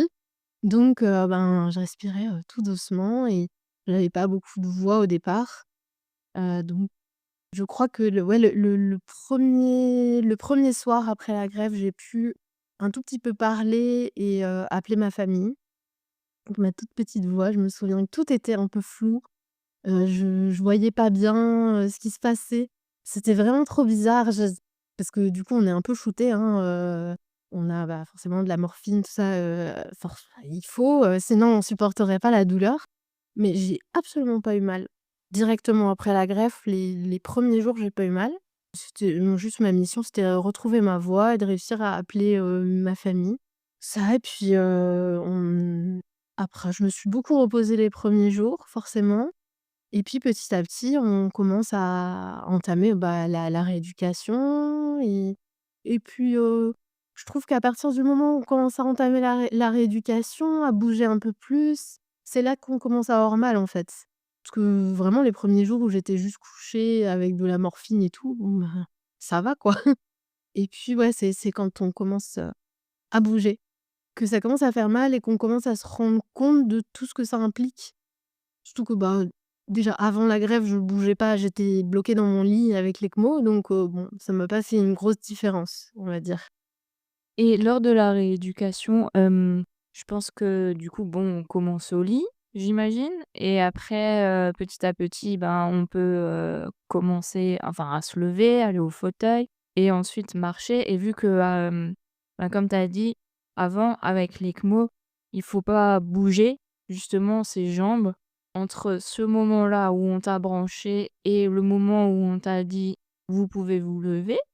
Comment t'as fait? Parce que j'imagine que en fin de compte, quand on reste couché comme ça dans son lit pendant X temps, ben, on n'a plus de muscles. C'est ça. Ça a été, je crois le premier vrai choc, pour moi et vraiment le premier truc auquel je ne m'attendais pas. Alors que j'avais vu mon frère, mais chez mon frère, ça m'avait pas du tout choqué. C'était pas une période dont je me souvenais. Mais le 1er pied que j'ai posé par terre et où je me suis dit: «OK, j'ai plus aucune force». Je ne tenais plus sur mes jambes. Je ne pouvais plus déplacer, même dans mon lit, déplacer ma jambe toute seule, de gauche à droite ou c'était plus possible et c pour moi, c'était un vrai choc parce que je m'attendais pas à ça. Alors autant, comme je disais avant, la gorge et tout, j'étais préparée, je savais, je faisais mes petits exercices, c'était bon. Mais ça, c'est vrai que, ben, ouais, quand on sort de quasiment 3 semaines, ouais, 3 semaines à être, allongé, toute la journée, 7 jours sur 7, 24 heures sur 24 et ben, on n'a plus aucun muscle. Donc mes jambes étaient devenues toutes fines, je suis: «Ah yes!» Ça allait, le bikini body, voilà. Non, pas du tout, mais ouais, c'était assez impressionnant parce que j'ai toujours, été un peu ronde et plutôt musclée, même si je faisais pas beaucoup de sport, mais là, vraiment, j'avais tout perdu et plus aucune force et donc bah, la première fois, ben, il y avait une, kiné et 2 infirmières qui étaient là pour, me soutenir la première fois que je me suis levée. Puis après, il y en avait plus que 2, plus qu'1 et cetera et au fur et à mesure, ça allait mieux. Mais ouais, ça a été assez long pour, bah, réapprendre à marcher, quoi. Alors on connaît le geste, on sait ce qu'il faut faire, mais quand on n'a plus la force, c'est sacrément, challengeant et et ouais et c'est des étapes, par lesquelles on s'imaginait plus passer à 29 ans. Mais c'est une expérience. Je peux dire que j'ai appris à marcher à 29 ans.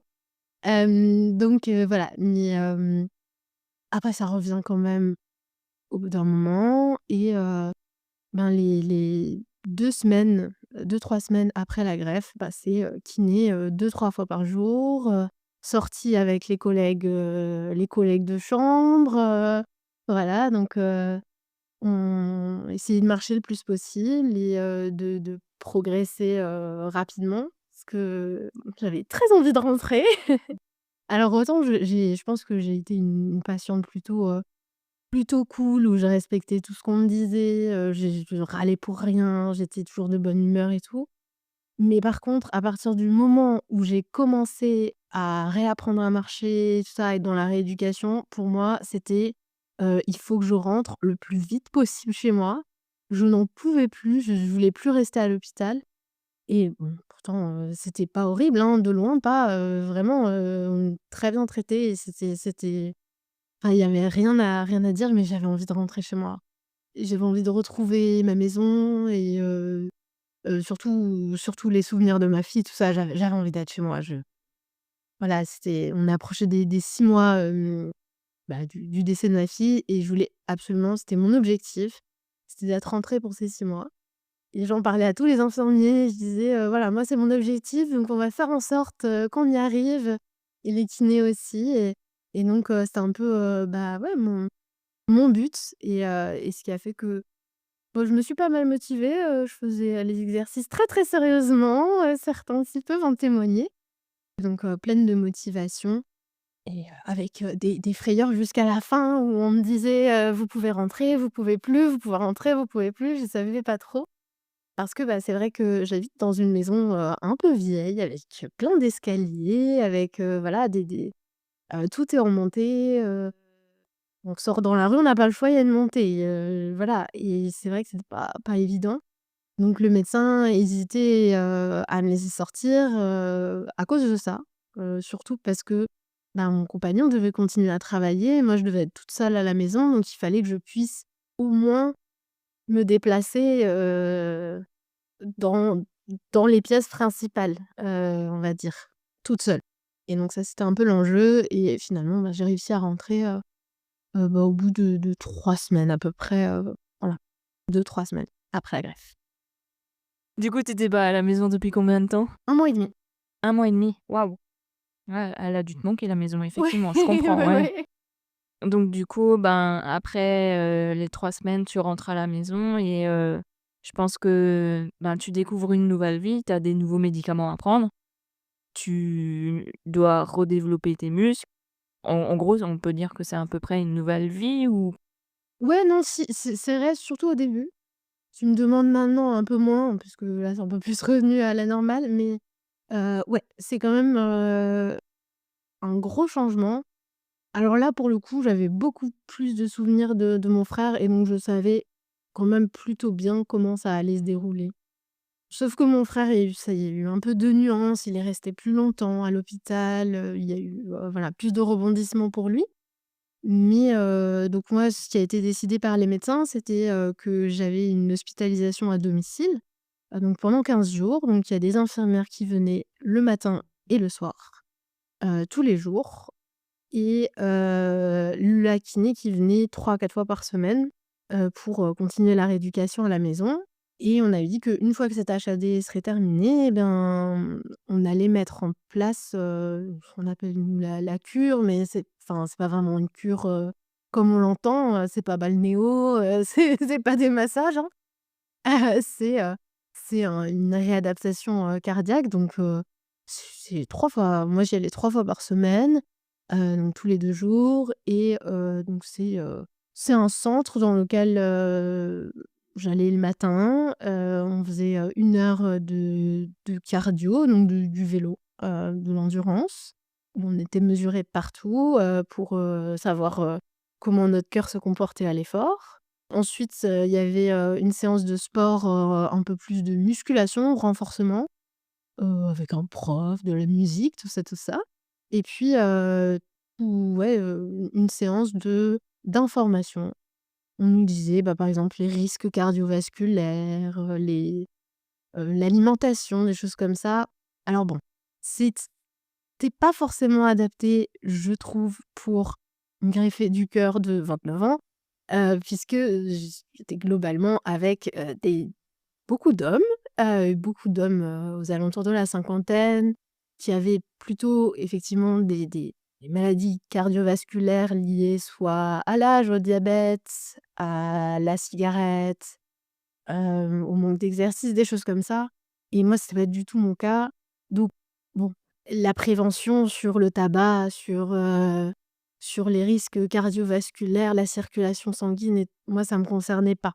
Mais c'était hyper intéressant et j'ai quand même, bien aimé et ça a duré à peu près 2 mois. Et effectivement, c'est au quotidien à la maison, c'est une organisation au départ parce que j'étais pas tout de suite autonome. Je l'étais, on va dire. J'arrivais, à aller, du salon aux toilettes, à me faire un petit truc à manger, voilà, à faire des trucs vraiment basiques. Mais je me fatiguais très vite et voilà, c'est forcément, pas évident.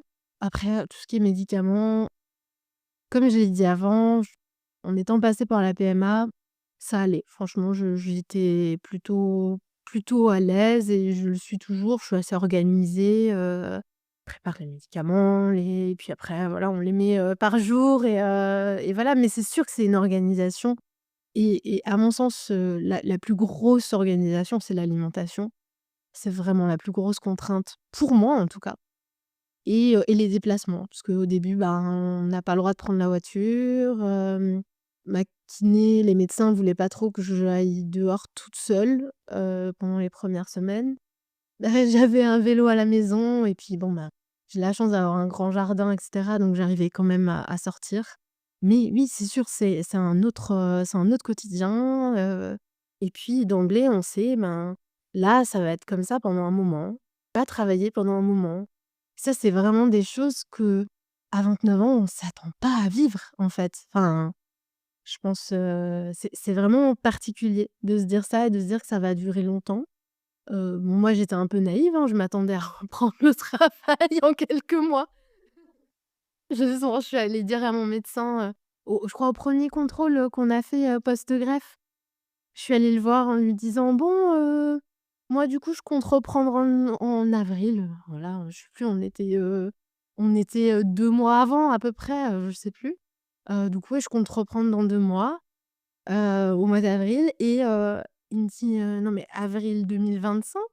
Je dis: «Non, non, mais là, avril maintenant quoi, enfin». Et non, il a explosé de rire, il était: «Ah non, non, bah non, non, pas avant dans je sais pas, dans un an, tranquille». Et ouais, moi, j'étais pas préparée à ça. Je m'attendais pas, pourtant c'est pas une souffrance, hein, mais c'est juste que comme rapidement, je me sentais en forme, j'étais motivée, j'avais envie de pouvoir rouler, de pouvoir aller voir mes copines, de pouvoir aller en ville, je sais pas, faire plein de trucs. En fait, du coup, je me suis dit: «Bon, je vais rapidement reprendre le travail, ça y est, il faut se relancer dans la vie». Et en fait, quand on est greffé, on peut pas non plus se relancer dans la vie comme ça. C'était un peu naïf de ma part. Bien que j'avais vu que mon frère, qui était resté quand même quelque temps à la maison, mais pour moi, ça s'appliquait pas. Du coup, toi, tu exerces en tant qu'orthophoniste en libéral ou en étant salarié? J'exerce en libéral, donc je suis, à mon compte. J'ai une collègue, mais qui n'est pas, on n'est pas collaboratrice ni associée, on est colocataires et amies. Mais voilà, on partage pas nos patients, donc effectivement, du jour au lendemain, mes patients se sont retrouvés sans orthophoniste. Et on n'est pas, indispensable à la vie, on va dire, mais quand même, pour les gens, c'est important.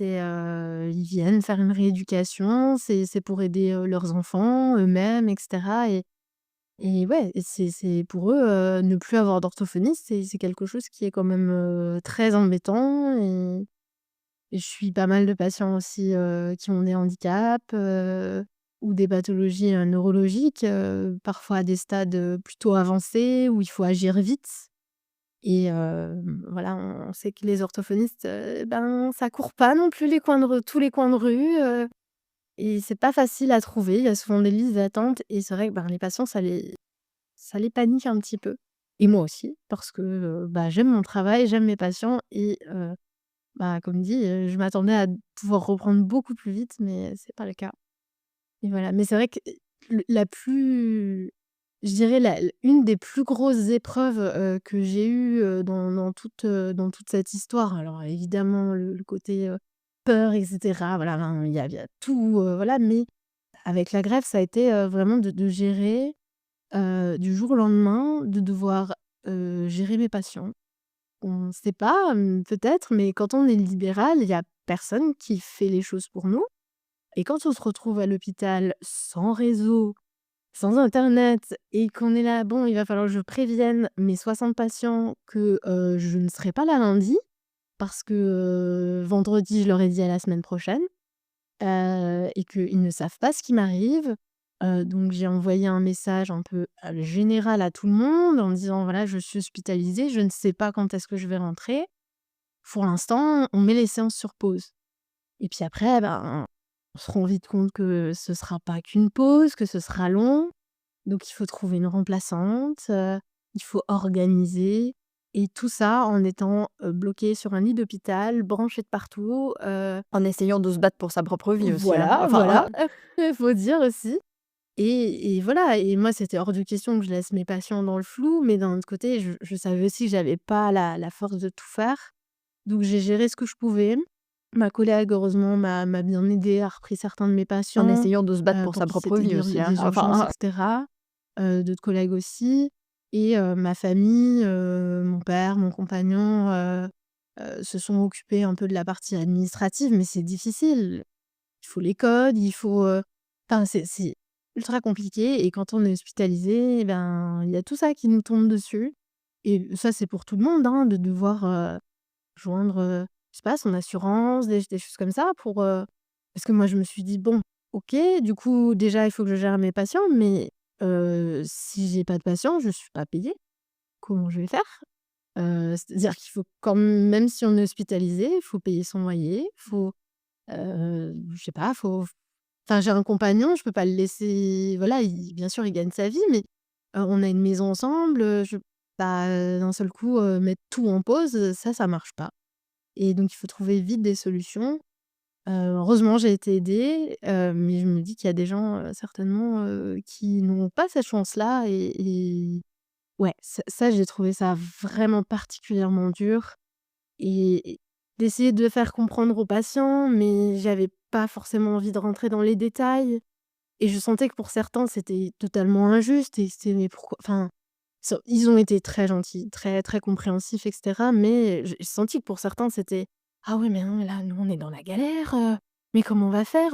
Il y a 3 de nos enfants qui vont chez vous, le mercredi, on trouvera jamais un rendez-vous le mercredi ailleurs», voilà, donc heureusement, j'ai trouvé assez rapidement une remplaçante et ça, c'était vraiment un soulagement et jusqu'ici, j'ai eu des remplaçantes, tout le long. La super remplaçante, part, je suis trop triste parce que du coup, là, il va y avoir quelques mois sans personne.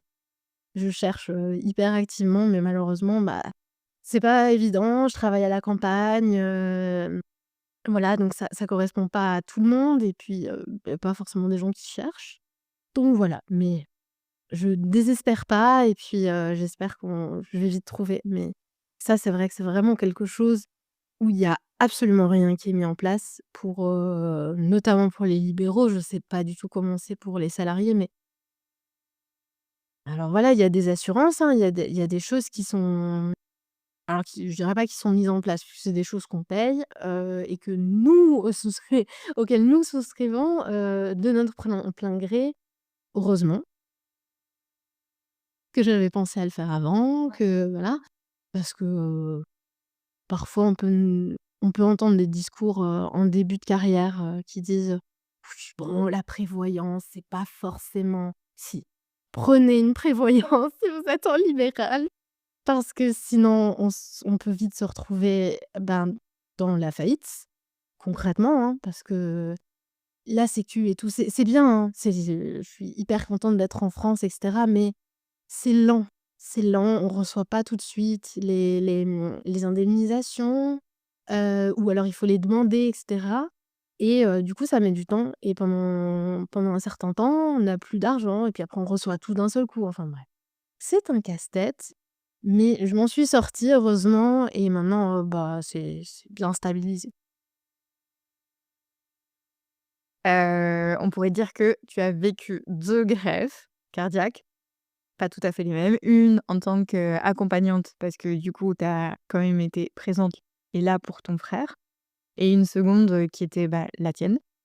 Et est-ce que tu aurais, alors c'est pas des conseils, mais peut-être, des infos à faire passer, que ce soit pour les accompagnants ou même, voilà, concernant ton propre vécu?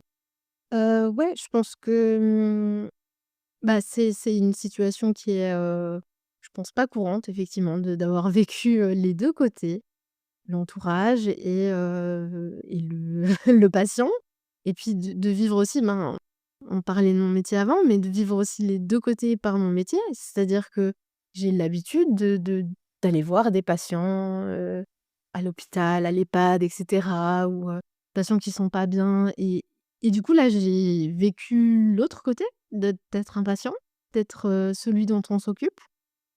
Hem et c'est pas quelque chose auquel on peut forcément se préparer avant. Je pense que ça nous tombe dessus et c'est voilà. On peut pas savoir comment on va réagir, on peut pas savoir, il y a des gens qui sont paniqués, d'autres qui vont être énervés, d'autres qui vont accepter et je pense que, moi les choses qui m'ont servi, c'était, de me fixer des buts plus loin, des buts dans l'avenir, de me dire que c'était pas une fin, que c'était pas, c'était de loin pas une fin à quoi que ce soit et que oui, ça allait changer ma vie, mais qu'il fallait quand même que je m'accroche sur, les projets que j'avais déjà avant ou des nouveaux projets d'ailleurs, voilà, moi ça m'a donné plein de perspectives, bah, comme dit de vivre les 2 côtés, de la maladie, ça m'a fait me questionner sur moi-même, sur mon métier, sur plein de choses et puis sur, aussi sur des choses que je mets de côté, je pense que quand on est jeune, quand on a, la trentaine ou un peu avant, on a tendance à se dire, certains projets: «Oh, on verra, dans quelques années, on verra. Quand j'en aurai marre». Moi, je me disais: «Quand j'en aurai marre de travailler avec des patients toute la journée, je serai formatrice». Parce que ça m'a toujours plu, j'ai toujours eu envie de faire ça, de transmettre ma façon de travailler et je mettais toujours ça à la retraite limite. Et en fait, je suis sortie de l'hôpital, je me suis dit: «Beh, en fait, pourquoi?» Parce qu'il peut arriver tellement de choses dans la vie que non, c'est trop bête de se dire, à 29 ans, je vais attendre la retraite pour faire un truc qui me passionne. C'est non, ça n'a pas de logique et autant être en forme, être passionné par ce qu'on fait, plutôt qu'en avoir marre et faire ça par dépit. Donc voilà, du coup, je me suis dit: «Bah, OK, bah, je prépare une formation alors, c'est parti! On se lance là-dedans» et puis, ouais, je me suis surtout accrochée, bah, forcément à ma famille, à mon compagnon, évidemment, qui était hyper présent, vraiment, enfin, super tout du long et à notre projet d'enfant, qui pour moi est mon projet numéro un de ma vie, quoi, donc voilà, je me suis accrochée à ça en me disant, si je me bats, si je fais les choses bien parce que je pense qu'il y a pas pire, en fait, pour un médecin, pour, une récupération que de faire les choses à moitié, je comprends que c'est pas facile pour tout le monde et vraiment je le comprends que des fois on en a marre, on a juste pas envie de prendre les médicaments. Parce qu'on sait qu'on va prendre ce médicament, on va trembler comme une feuille, on n'a pas envie, enfin, au début, voilà, moi ça m'énervait, j'avais envie d'écrire, j'adore écrire, j'adore dessiner et bah, la cortisone, c'est terrible parce que ça fait trembler de partout, surtout des mains et j'ai l'impression d'avoir Parkinson et voilà, enfin, c'était vraiment pas agréable et je me disais: «Punaise, allez, un petit cachet de cortisone, je vais le mettre de côté, je vais pas le prendre». Mais non, en fait, c'est la pire des idées et je pense que la confiance que j'ai eue envers l'équipe médicale, elle a beaucoup aidé aussi et ça, c'est grâce à mon frère, hein, enfin grâce à ce qu'a vécu mon frère. Comme j'ai vu, bah, la vie qu'il avait maintenant, enfin qu'il a maintenant, qu'une vie d'un mec dans la vingtaine, totalement normale, enfin totalement, épanouie. Alors avec des contraintes, avec des fois des inquiétudes, mais franchement, il vit une vie plutôt sympathique et en fait d'avoir ça en perspective, je me dis: «Bon, bah, voilà, moi il y a i ma vie elle sera aussi sympathique que lui, il y a aucun doute là-dessus». Mais du coup, faut que j'y mette de ma bonne volonté, de mon sourire, de ma bonne humeur et alors je suis pas du genre à donner des conseils, inspirationnels sur la vie et cetera, mais je pense que là-dessus, c'est un peu, faire semblant jusqu'à ce que ça fonctionne, en fait. Moi, c'est un peu mon truc, c'est un peu, on sait, hein, que, par exemple, de faire semblant de sourire, ça va quand même libérer de l'endorphine et des choses, positives. Si ça va pas, pleure un bon coup, libère ce qui va pas, c'est important de vivre quand ça va pas. Mais aussi, des fois, c'est important de se forcer un petit peu à sourire et puis après, en fait, ça vient naturellement et ça devient, un truc, qui est plus facile à faire parce que, bah, voilà, on est comme entraîné à le faire et ça devient plus facile et en fait, on vit beaucoup mieux les choses. Les soignants ont beaucoup plus envie d'être avec nous, de discuter, d'être sympathiques, que si à chaque fois on râle ou on les vire de la chambre et cetera et en fait, tout se passe bien et c'est un cercle vertueux. Donc moi, ça a été un peu mon mantra, voilà, je me suis dit: «Voilà, je souris, je fais tout ce que je peux pour l'avenir» et voilà et j'essaye d'être, agréable pour qu'on soit agréable avec moi. Ton optimisme et ta joie de vivre, franchement, c'est une très bonne leçon de vie. Et si tu avais quelque chose à changer, Camille, dans ton parcours, ça serait quoi? Honnêtement, il y a pas grand-chose que je changerais. C'est sûr qu'on peut toujours, avoir envie de changer des choses et dans mon cas, voilà, c'est sûr que, ben, comme on voit que mon frère a eu une greffe, moi aussi, voilà, on se doute qu'il y a quelque chose de génétique. Pour l'instant, on n'a pas encore trouvé, vraiment les causes, génétiques, le gène responsable. Mais pour l'équipe médicale, c'est à peu près, voilà, ça c'est vraiment l'hypothèse la plus probable. Ce serait vraiment un hasard, énorme que 2 personnes de la même famille soient greffées aussi jeunes mais voilà, c'est sûr, donc on pourrait se dire: «Ah ben, pourquoi est-ce qu'on n'a pas fait plus de tests quand on était plus jeunes? Pourquoi est-ce qu'on n'a pas anticipé tout ça?» Parce que oui, si on nous avait dit plus tôt que c'était potentiellement génétique, on se serait fait tester tous les ans, on aurait fait beaucoup plus attention. Moi, je serais peut-être pas, je me serais peut-être pas lancée dans une grossesse, sachant que j'avais une maladie cardiaque où on aurait pris des précautions. Voilà, maintenant ça paraît assez clair pour l'équipe médicale que, ce qui est arrivé à ma fille et ce qui m'est arrivé à moi, sont liés. Que voilà, les très certainement que, mon cœur était trop fatigué pour assurer une bonne circulation du sang et pendant la grossesse et inversement. La grossesse a fatigué mon cœur, c'est sûr et a fait que les conséquences ont peut-être été plus graves que ce que ça aurait été. Mais je regrette absolument pas d'avoir été enceinte, mais jamais de la vie. C'est pas un regret et même, bah, toutes les choses qu'on aurait pu peut-être voir avant. Effectivement, bien sûr, ça restera toujours une question qu'on va se poser: «Et si? Et si?» mais je regrette pas que parce que peut-être que ma vie aurait pas été la même et j'ai profité de plein de choses avant et voilà et j'ai fait les expériences que je voulais faire et j'en ai encore plein à faire donc greffer ou pas, je compte bien les faire.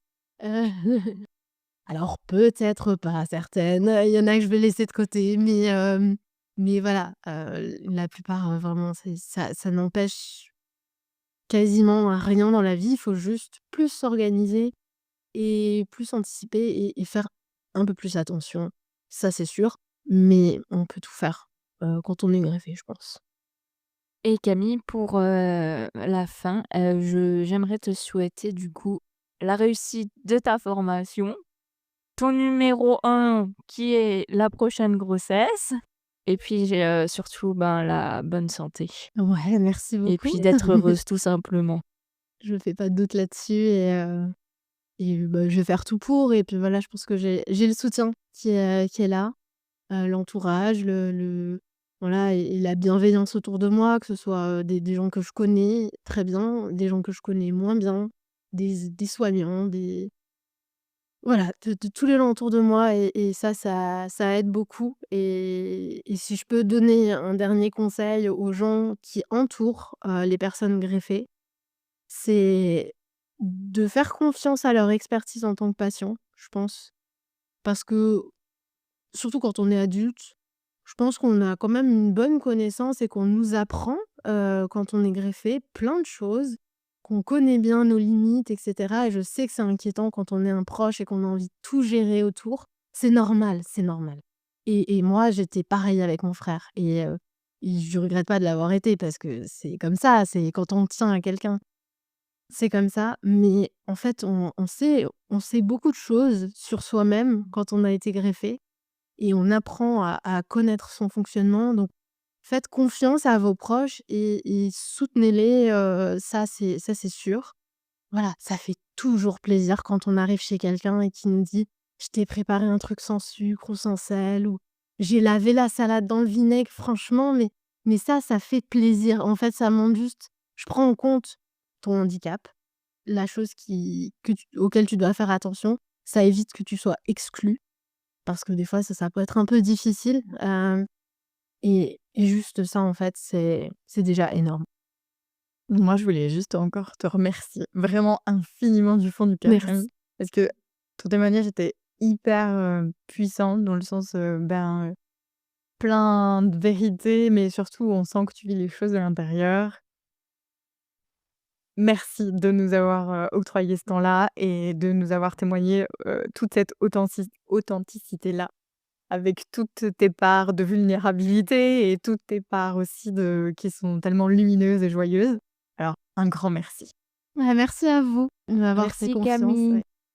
Et plein de belles choses pour la suite. Ouais, merci à vous aussi. Au revoir Au Camille. Au revoir. revoir. Voilà, cet épisode bouleversant touche à sa fin. Un immense merci à Camille pour avoir partagé son histoire avec une telle vulnérabilité et authenticité. Malgré les épreuves traversées, sa force et son courage résonnent profondément en chacun de nous. Son témoignage est une véritable source d'inspiration et de réflexion. Si cet épisode t'a ému autant que nous, Aide-nous à faire résonner cette histoire dans un maximum d'oreilles. partage-le autour de toi. Laisse 5 étoiles ou un commentaire sur ta plateforme d'écoute Ces gestes simples nous aident à faire grandir Cœur Battant. et à continuer à porter ces voix qui méritent d'être entendues. Merci du fond du cœur pour ton soutien, Et on se retrouve dimanche prochain pour un nouvel épisode. toujours rempli d'émotions et d'espoir. Abonne-toi pour ne rien manquer. Ciao ciao! À plus!